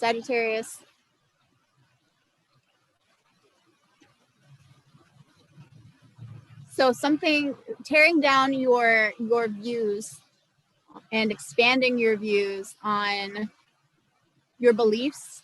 Like, it could be religion, it could be your spiritual beliefs, your higher calling. It's going to be essentially, I would assume, like kind of an awakening, right? Because it's going to be crumbling down something that you used to put a lot of worth and value in. Boom. I would say, yeah. And then now, that's Do like, I get an A? No, for real. Like, that's collectively for the Sag moon, right? And so for the risings, you're gonna go through a 1st house. So everything she just said, you can bank that is gonna happen as a transformation of your identity, which is gonna be, it's great to me. It's almost crazy, because you also have a full moon coming in Gemini right after, which is classic. But what I think is crazy is take what Missy just said. If you're a Sagittarius sun or rising, take what she just said and recognize that how you identify with yourself, your dogmatic beliefs. This is a key word, I think, with Sagittarius, the dogmatic beliefs. So whatever you believe about yourself, I want you to think, have I been saying this for a very long time? Like, you know, when you had like a cocktail party or something, and somebody's like, oh my God, I always spill ketchup on my shirt. And I say this because I use this for my mom example. My mom always spills a sauce on her shirt. It's like 50 something plus years. And it's like, it's a known thing. So something dogmatic could be, I always spill ketchup on my shirt, whatever. But look at this more from a place what Missy was talking about, like with your beliefs. You know, I believe that veganism is the only way, and everything outside of that is just massacre. It's like, it's really tough, you know, like whether that's true or not, like it's important to check in where are we so strong in the beliefs that we've created for ourselves that it becomes harmful. And I think this is what's happening now with the Sagittarius, specifically sun and rising. Your beliefs are going to be, check in with what's dogmatic in your life, and you have a chance to switch it up. And then let's move to the next house is Capricorn, who's going through a 12th house transit. And 12th house is always interesting and sometimes scary on its own. But you know, you in 12th house, you have a lot of unseen angelic ancestral support that, you know, again, it's unseen, so it may not always make you feel better. You know, you got things there helping you, but it may not always make you feel better. So for Capricorn, a sign who's super, you know, they care about their reputation, right? What's up? I got my sister in here. I ain't never had my sister in here. Yo, life is What? my sister's on here. Like life is going buck wild. Yeah. Basically having like our families meet right now. No, it's like wild. family reunion. I think my mom put up in here. We got 3 people in here from Fort Smith, Arkansas. I'll leave names unsaid. This is dope. People from Spain checking in. Jen Padilla. I'm guessing that's your friend, Missy. I'm not sure. Yeah, that's my girl. Okay, bang. What's up, girl? That's my Aquarius Moon right there. Hey now. Hey, oh, bang. You got your man on here. We got other people named Derek bringing in the chaos. I love it. That's really my love brother. it. Everybody in here, if you haven't yet, throw me a thumbs up on this like for me and Missy. Really would appreciate it. Help this get out there. All right, Capricorn. So Capricorn is going through a 12th house transit. 12th house? And what might that look like for a new moon for Capricorn? Jen, your 12th house is Capricorn because you're an Aquarius rising. Ooh. That's a big highlight. It's a big highlight because we're going Aquarius rising right after this too.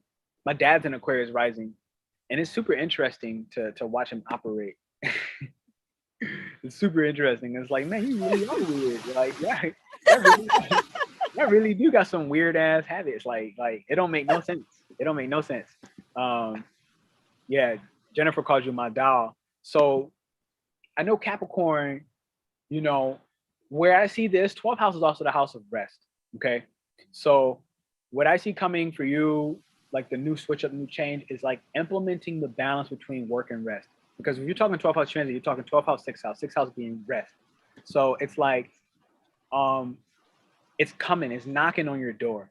Like literally, like don't deny, because I already did this for a friend of mine who was asking some questions, who's a Cap rising and a Cap sun, and different people. But the balance for rest and making sure that you use that rest to create a new subconscious programming, you know? And I imagine it would be in Capricorn around your reputation and around your social status of like what maybe you once required to have been seen on the stage, to allow yourself to expand. Okay, we're talking Sagittarius, new moon, to allow yourself to expand from what subconscious programmings, potentially even deep rooted in your ancestral history, right? Because Capricorn and Cancer is like ancestral history. It's like, it's the ancestor, it's the traditions, right? So this could be something like Thanksgiving, you know what I'm saying? Like that's a tradition.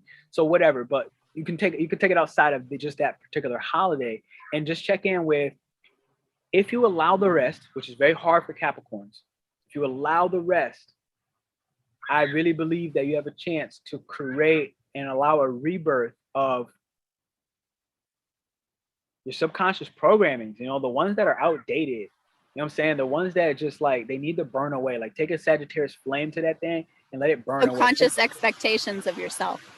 Boom. That's the one. You finally just said it, because they're very difficult on themselves. So that's where I look at Kat.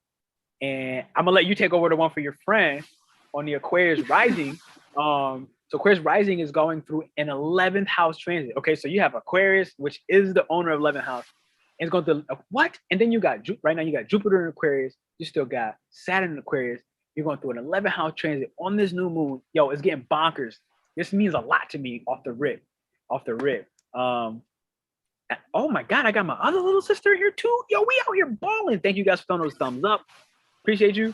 Yo, we got the whole squad. The whole squad. I want to make one more mention about not just the vision board of you guys coming into this donation-based workshop. It's coming up on the 4th of December, but I just yesterday finished this free book that I'm giving out to people. Okay, it's going to be a part of my first email list. I dropped it there as a spiritual advisory kit, teaching you not just the things we're talking about today, but how to dissect dreams, how to understand when you're in balance, out of balance, whether financially, whether through your expression, your creativity, whether your heart is out of like not in a place of forgiveness and unable to get there. So many different things. That's through the chakra systems. You know, I just kind of broke chakras down simplistically for the moment. Angel numbers, being able to see the synchronicities. A lot of people are waking up fast. A lot of people are having a tremendous amount of spiritual growth. And I think collectively, especially even in the US, people are waking up so fast that it can be violent. You know, spiritual awakenings aren't always something, you know, I think people like to pretend that they're friendly and like there's this cool thing to go and do. But it's like, nah, like that junk is rough, it's brutal. To be honest, it's very scary to have a spiritual awakening, to be honest. It's not something to play with.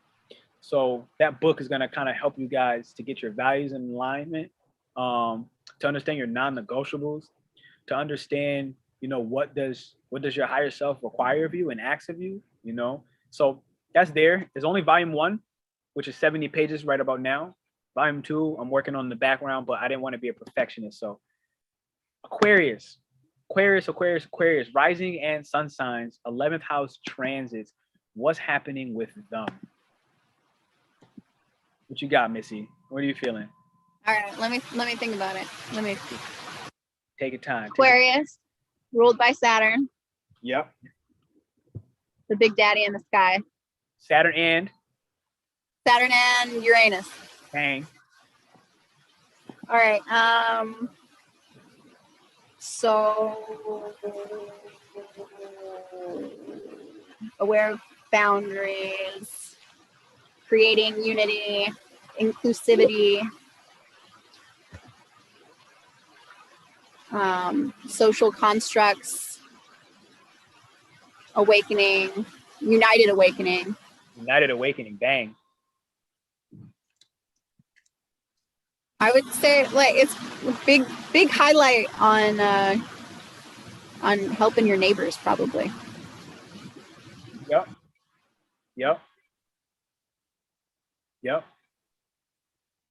And even and if I think 11th house, right? Like 11th house is also, it's not just your networks, it's not just your colleagues and people who are with you at those wish fulfillment moments, like the places of success, but it's also, I've learned that it's connected like networks, like extended networks. So 11th house is bringing in support from people, friends, social interaction that you've had 2 years ago, who is right now watching you on this YouTube live, but they never said anything. You don't even know they're there. And, you know, let's just say there was a super chat going on and they're like, yo, here's $200. And you don't even know who it came from. Like, that's also 11th house. So what I'm saying is, like, 11th house for Aquarius is, you can expect a rebirth of your network, and like I would say like a revival, like a shocking revival, because right, it's run by your Aquarius is run by Uranus, which always brings something that you just couldn't expect. So I would almost think like with this new moon in Sagittarius, like a shocking revival that's going to help you to expand your sense of freedom.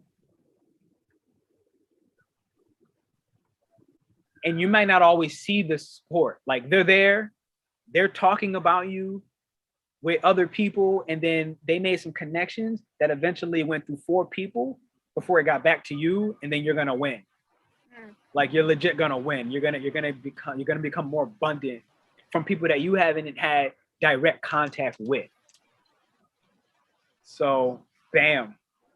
Everybody drop your zodiac sign. Even if you don't know your rising sign, drop your zodiac sign in the chat. And that way I'll know where to spend a little extra focus and energy at. And we're gonna move on to Pisces in the 10th house. I met some Pisces in 10th house in Mexico. Like, it was very, very interesting people. I swear to God, like, I love her. One of my friends named Lou, she had like a stellium in Pisces in the 10th house, and it was very intriguing. So Pisces 10th house, what this means for you is your career, right? Like how you show up publicly on stage. This is your transition. This is your expansion. This is your rebirth. You know, this is your renewal. Not to forget that this Sagittarius new moon is coming up on December 4th. This is collectively going to affect everybody, even though we're giving individual reports. So like, let's not forget that part. Collectively, this energy is going to really impact everybody. I would say about a week prior, a week after. All right. I see a Sagittarius just drop one. Oh, my little sister, bang. So the thing with the Sag moon and how this might affect Pisces, but just also everybody for one moment is, don't forget that Sagittarius is optimistic as hell, right? Like they literally take the dark, grimy, subconscious crap that they found in Scorpio season. They take all that ugly pain and that trauma and hitting rock bottom and whatever that looked like for you as an individual, and they find ways to be optimistic about it, right? So we had spoke about that a little earlier. They find ways to be optimistic about it. What am I, Missy? He's an Aries sun. They're like, what am I? They find ways to be optimistic about all the ugly stuff. So when I look at Pisces, it's like, you know, Pisces, I know you are super duper sensitive. Okay, everybody knows that. And when I say sensitive, what I mean is you're ethereal in being. So it's like you have, what is it? What is that? What is Pisces? I understand or I dream. I think it's I dream. I dream. Hang on. Oh, you got the thing. And so I brought my book. you got the book. You got the book. And so what I'm saying for it, until she gets that about Pisces, is like, I believe. I believe. Okay, I believe. And okay, boom, that's right. And the reason why it's I believe is because remember that Pisces is the one zodiac that has a little bit of every other zodiac inside of it. So it has the ability to believe because it's lived all of your lives. You feel me? Like it is one of the collective signs along with Aquarius and Capricorn and Sagittarius, one of the collective signs. And it's like, when I look at you going through this rebirth, this transition to expand what you look like on the public stage, you know, the things that you believe right now, other people believe. You know what I'm saying? The way you're going to show up on the public stage coming up after this December 4th, other people are going to believe in a more unconditional love, because Pisces in 2 words is unconditional love. When it's in this high vibration, you feel me? When it's in this high vibration, hey, I ain't mad at you. Homeboy said I'm new. I'm so sorry, Missy. What is your man's name? Because I Wade. I don't even know if that really is Wade. He hasn't like confirmed. I'm just assuming. Oh crap. Well, I think he said I'm new, so he might not even be you. What am I, Missy? Tracker Survivor 90. All right, well, we'll move to Aries. Aries is going through a 9th house. I'm in Aries, so I can. What's up? So this is the man. If he is listening right now, this is the man. Aries is going through a 9th house. Oh crap! I think Missy might have. I think low key, for those of you watching on the backdrop, I think her computer might have died. It looked like she stalled or something. She probably sent me a message, but it's okay. I'm gonna give you guys a scoop in the meanwhile. So I'm in Aries, and 9th house is like education, right? Along with like higher learning. So I've been recently looking at, yeah, her computer did die. I had a feeling it could. So higher education, she could join from the phone. Join from the phone. Bam. Higher education. I've been looking at a coach lately. I've been looking at it like taking on a business coach. Okay. Which is part higher education. And right now, for all my Aries out there looking at higher education, you're likely to profit and benefit. When I say profit, I don't mean just financially, but like profit and like through enrichment. Like you're able to enrich your own philosophies and how you show up and teach others. Okay. So like right now, like I'm up here, I'm teaching, but it's like I'm looking to take on a coach to help me to expand the ways in which I do what I do. Okay. And that's where you can kind of expect, like, if you apply to any school, if you apply to for potentially for grants right now, okay, ninth house runs grants for all my Aries out there, Aries rising or Aries sun. You apply for grants, you apply for if you're applying to school or university, you know, if you're younger, anything that you're applying to that has to do with education or teaching yourself, you're likely to benefit and blow up because of it. So Taurus, you're going through an eighth house. Anybody that's in here is a Taurus sun or Taurus rising. This is going to be more for you. I see mom is a Scorpio. Okay, dope, mom. We're gonna get there. We're gonna get there in a second. Actually, Taurus is the opposite of Scorpio, so we're gonna get there momentarily. Okay, bang. I think I got her. I think I got somebody back in the chat. I gotta admit. Okay, here we go. Look at that beautiful picture. So Taurus, you're going through seventh house. No, did I get that proper? Ninth. No, you're going through an eighth house. Okay, so for you, what this is looking like, eighth house is like the house of investments. Eighth house is the house of like shared resources, using other people's money, right? So if you look back to June, I think around June 18th, June 16th, you look around that time, what investments were you making, okay, with other people? If you check in with those investments, what up, Missy? How you doing? Got you back. You might be on mute at the moment. I know that normally happens in the beginning. You might be on mute. But I see the All right, I'm back. I'm back. Gang, gang, gang, gang. Right now we're on Taurus, and I was talking about how Taurus can be impacted by, like, for every one of these placements, everybody watching right now, not only should you throw a thumbs up if you're new on this, thank you for that. But for everyone watching this right now, what I would like to say is go back into your calendar, and around anywhere from June, I would say like June 16th, June 15th to about June 19th, I want you to look at your phone, and I want you to go scroll through your phone and see what was happening at that time. Because this particular moon on December 4th is going to be more linked and related to what was happening back June. And I would give it like a 7-day radius, 7 days on the back end, 7 days on the front end. Okay. Look through your calendar, look through your pictures, and you'll be able to gain a very clear insight of what are the things that are expanding now in your life. So Taurus, we talked about it. You may also have themes coming up about sex, okay? About what pleasures you in the space of sex. You might be integrating on this because, you know, Sagittarius moon is a very spiritual placement as well.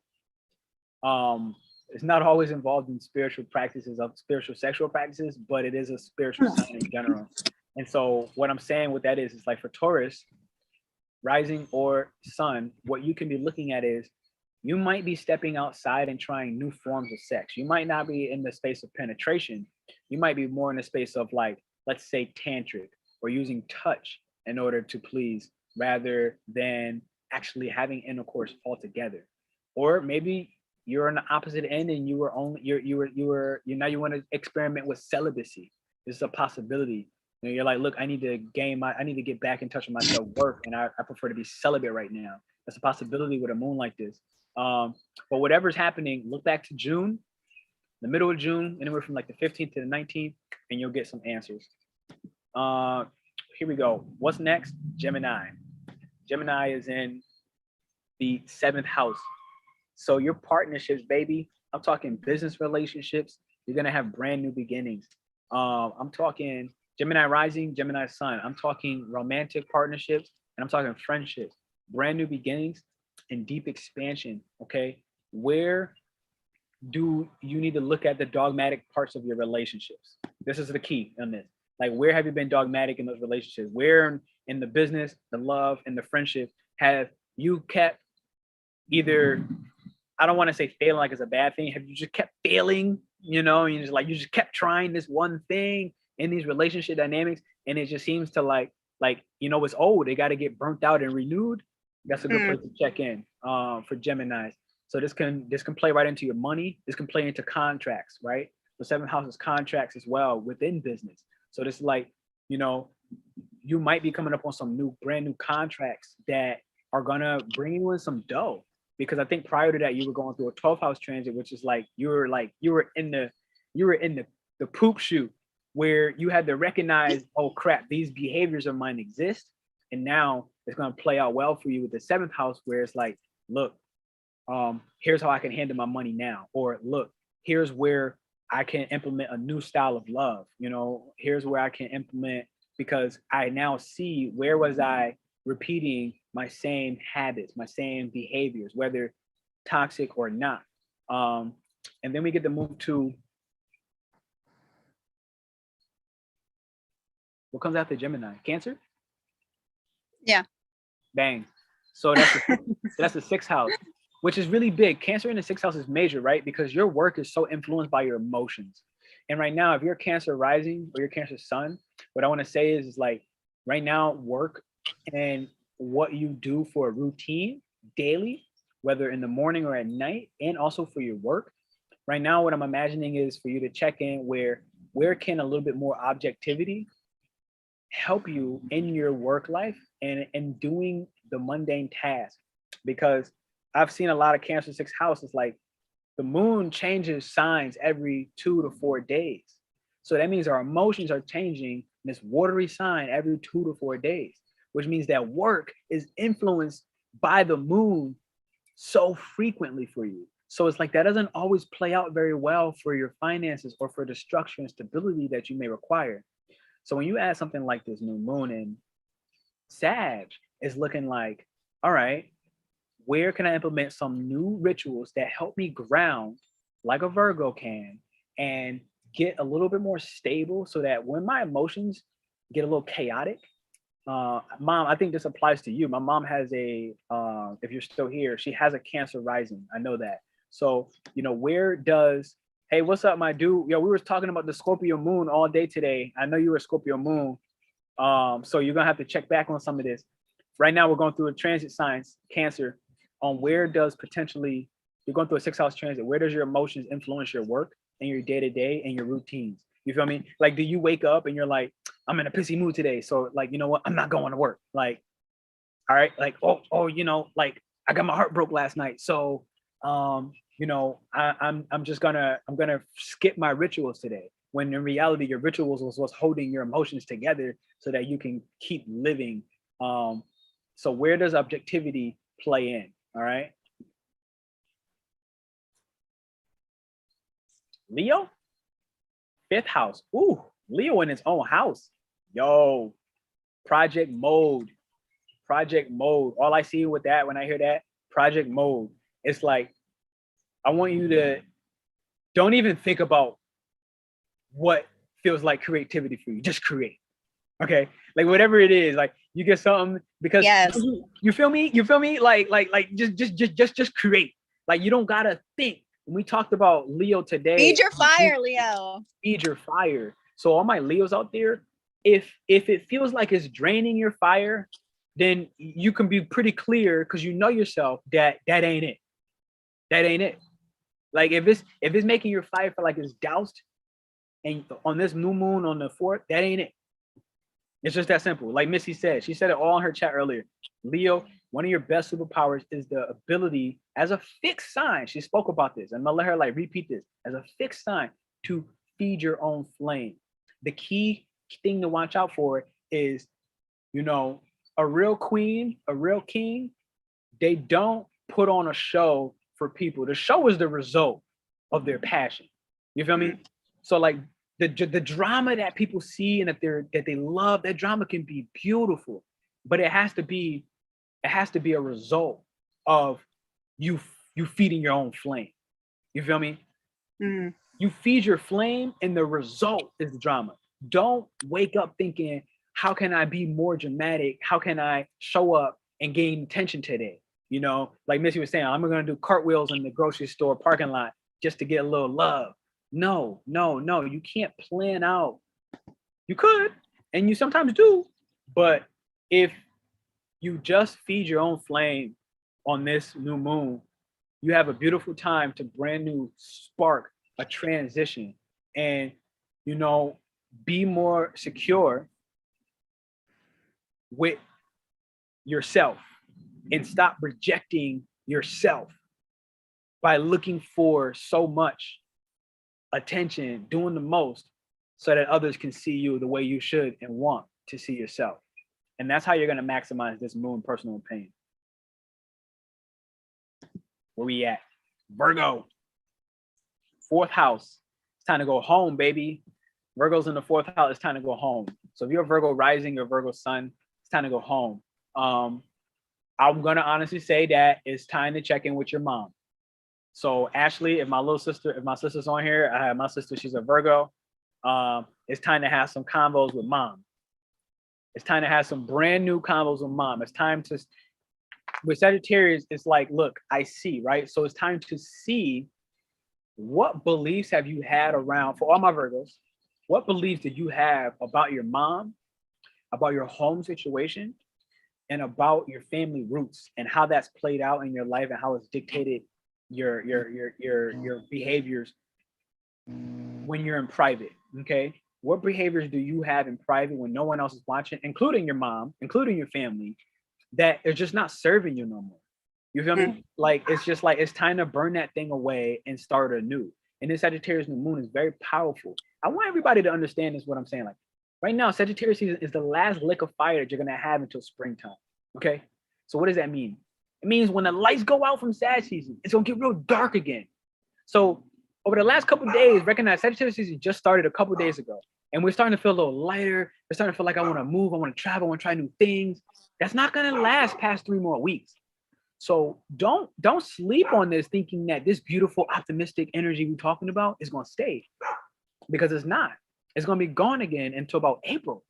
So you better stop playing. You better stop playing, and you better get real. You better start utilizing this energy and pull up at the freaking workshop. That's what you need. Ignite. To do.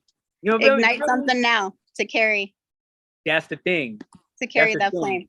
Yo, elaborate on that, Missy. Tell them why, because I get it, but I need to know if they got it. Elaborate on that real quick.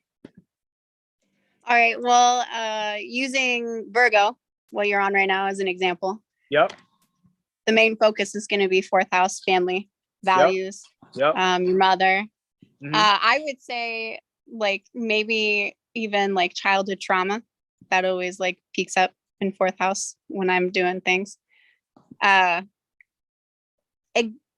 Expand your understanding of your upbringing and lessons or things that you've carried and harbored inside, and expand on your perceptions of that and how that can carry and grow into something new now. Yes. She just hit it on the head. I couldn't have said it, and I won't try any better than that. Any better than that. It's like, yo, time to check in. Time to check in. And we're going to help you do that. For those of you still here, I dropped it one more time, the link. There's a donation-based workshop I'm doing. I said it again, there's a donation-based workshop. I'm only taking 8 people, okay? 8 is the max, because we're doing the vision boards, okay? We're doing mind mapping. And it's all the things we talk about now, we're going to take you in through a more personal approach, all right? Where, again, you're going to be able to communicate with me and whoever else alive. So now that brings us to the last 2, Libra and Scorpio. So my Libra risings out there, bang, bang, Missy. Yo, Missy, you got some fans out here. You got some fans out here. And I can't see him no more. I love it. I love it. I love it. I think Tracker Survivor was like, bang, bang, Missy. I love it. So yeah, what we're looking at now for Libra, you're going through third house. Yo, you got a beautiful time to make sales. Okay, you have that amicable personality, and you know exactly how to take an objective approach to get yourself in the right rooms. Okay, to get yourself in the right connections and to be the ambassadors. And this is the thing about Libras. I look at Libras as the ambassadors of the zodiac. Okay, so Aquarius is the one that's talking to the aliens, point blank, period, right? Aquarius has direct contact with supernatural life forms so far in the future, and they are far enough from the sun that they can contact and communicate with them, okay? So they're like the alien ambassadors, but they're not really down to get too cliquey in the social groups. They're ones who want to form the groups, but they're not too cliquey. They're not really about the drama in the groups. They're like, look, they feel like they're above that in different ways. And ironically, they kind of are. And so with that being said, they pass that information to Libra, okay? So Libra, the next wind sign, the sister or brother, if you will, of Aquarius, you have the ability to be the ambassadors of spirituality. You're able to ground spirituality on earth, okay? You're able to take all this mystical crap that only an Aquarius can actually comprehend, okay? And you're able to bring that, they bring that to Libra, and Libra has the sociable mentality and ability to communicate, okay? You're going through a third house transit right now. And also for this purpose, communicate and also make sales. Like literally I mean, third house is the house of sales. I think people forget this a lot.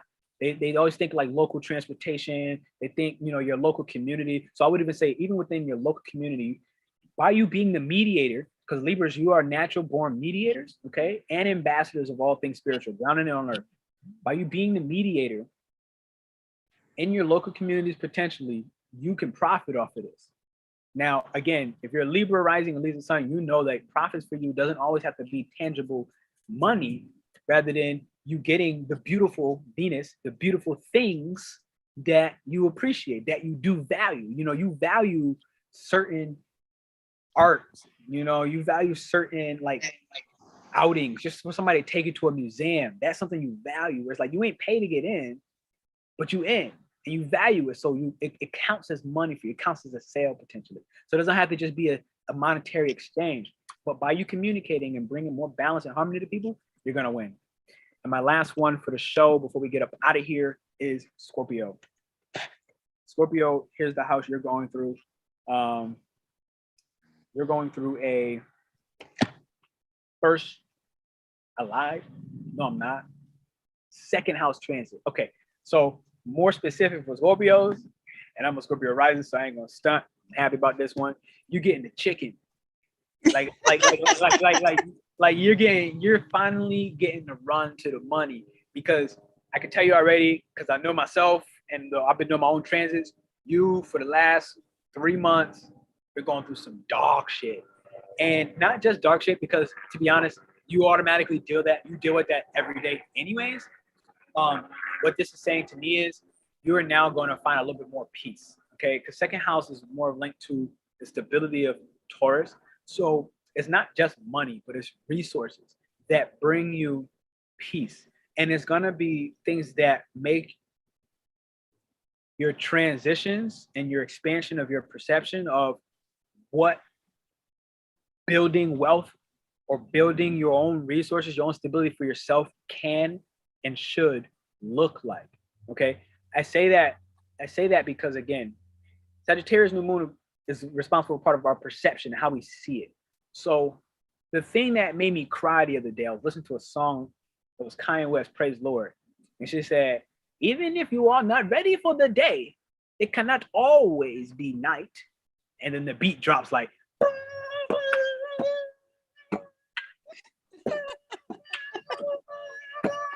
you feel me? So it's just like that. Even if you are not ready for the day, it cannot always be night.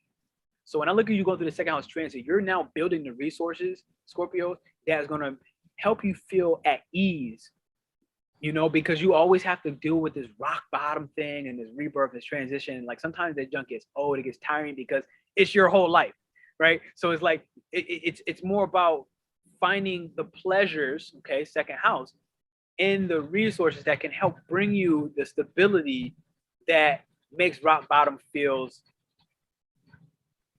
like you're on top, like it's pleasing. You feel me? Like it's harmonious. You feel me? Like you're able to ground your sensitivities with these resources. So yeah, Missy, you got some fans out here. I'm like, Missy, and like, yo, Missy, you're gonna have to do another live with me. Yo, do I have any questions before we get up out of here? If you have any questions, it's a good time to ask. I really enjoyed this. Well, Missy, if you want to share something, definitely hit me. We went through all the transits. Any questions? Anybody that came in later than the beginning schedule, it's a good time to just make mentions, get your piece out there. Really enjoyed this. Well, I want to share my gratitude. I was real anxious about this, and I was real nervous because I'm not a public speaker. Like, even when I did your first Zoom call, like one of the workshops, I was like shaking, like, oh my God, people are listening to me. Like, all that Capricorn worry in the back of my mind, like, you better say something worth it, girl. Yo, people are judging you. You don't want to look like an ass. The wildest part is you generally, in a lot of my workshops, you generally stood out all the time. Think about it like this, right? Not only did you stand out so much, but you went from coming to so many different workshops that I had to now being where?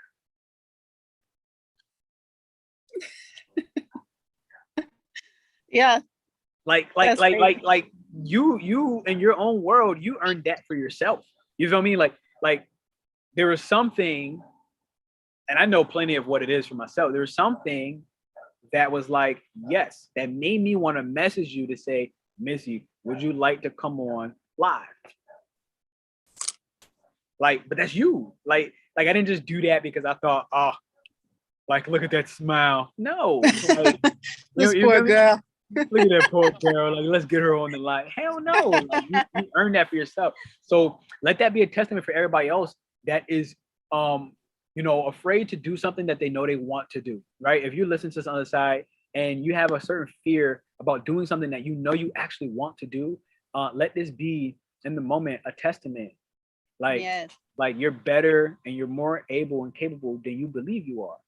Expand, baby. Expand your horizons. Expand your expectations of yourself. I ain't never think I'm gonna do it.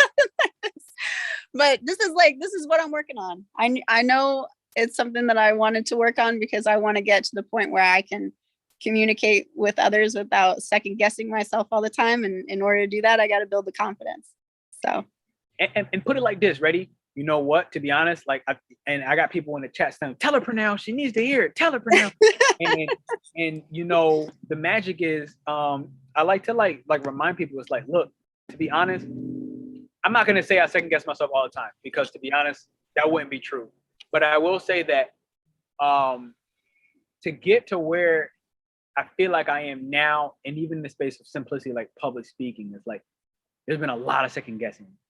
And that's been over and over and over and over, right? Especially when it started to become the latest, which started like last year or something, like talking about astrology. You know what I mean? Like I was sitting at lunch today and somebody was like, "What do you do?" And it's like, I'm kind of like a life coach and I use astrology because I knew where I was at. So I didn't get all awkward and into it. I'm like, look, I knew where I was. Like I know where I'm at. You could read the room. You feel me? Like I know who I'm talking to. So I'm not gonna give you the scoop because I know there's this barrier to like, I'm not here to convince you that I know what I know, and I'm not here to convince you that astrology just operates. And like whether you accept it or not, it's still going on. Like you could, it doesn't matter. So I'm like, I'm not gonna. So, but I left it at something similar. Look, I'm life coaching using astrology. And with that being said, it's like, when they asked like, "What do you do?" I felt that choke in my throat because I was like eating too. I was eating and I was like, oh, why you gotta? I hate this question. Like I love this question. But depending on who I'm talking to, I'm like, I hate this question because you already get it. So that moment, again, the choke came. And, the reason why I'm so passionate about it in this moment is I'm a spirit detail, but let's just say like there was a mom that was there and like, she was critically judging her son who was an Aquarius for being schizophrenic and bipolar and all these things. And I basically said, I was like, when was he born? And she told me tomorrow. I was like, oh, he's an Aquarius. Just like, yeah. And I was like, he's not schizophrenic. He's not bipolar. Like, he's just too smart for everybody around him. And people can't understand him. Like, that's just that he's 20 years old. He's just too advanced in the moment. And it's like trying to make sense to people who are unwilling to hear it and have to go through these superiority and inferiority complexes. That's traumatizing, especially if it's your mom. It's traumatizing. But I spoke up on that, like, speak the truth. This is really, I want to tell people on here, like, whoever you are listening, speak your truth. Where it's like, look, I wouldn't care if I could never sit with these people ever again. At the end of the day, I played my role. Like, I spoke the truth that I know. I didn't have to meet the kid to know every 20-year-old Aquarius goes through extreme depression. But the source is not because they're crazy. The source is because they have, the simplistic truth is, they're getting downloads for 1,500 years in the future, and they're trying to talk to people about it. People are like, bro, take your pills. And it's like, what?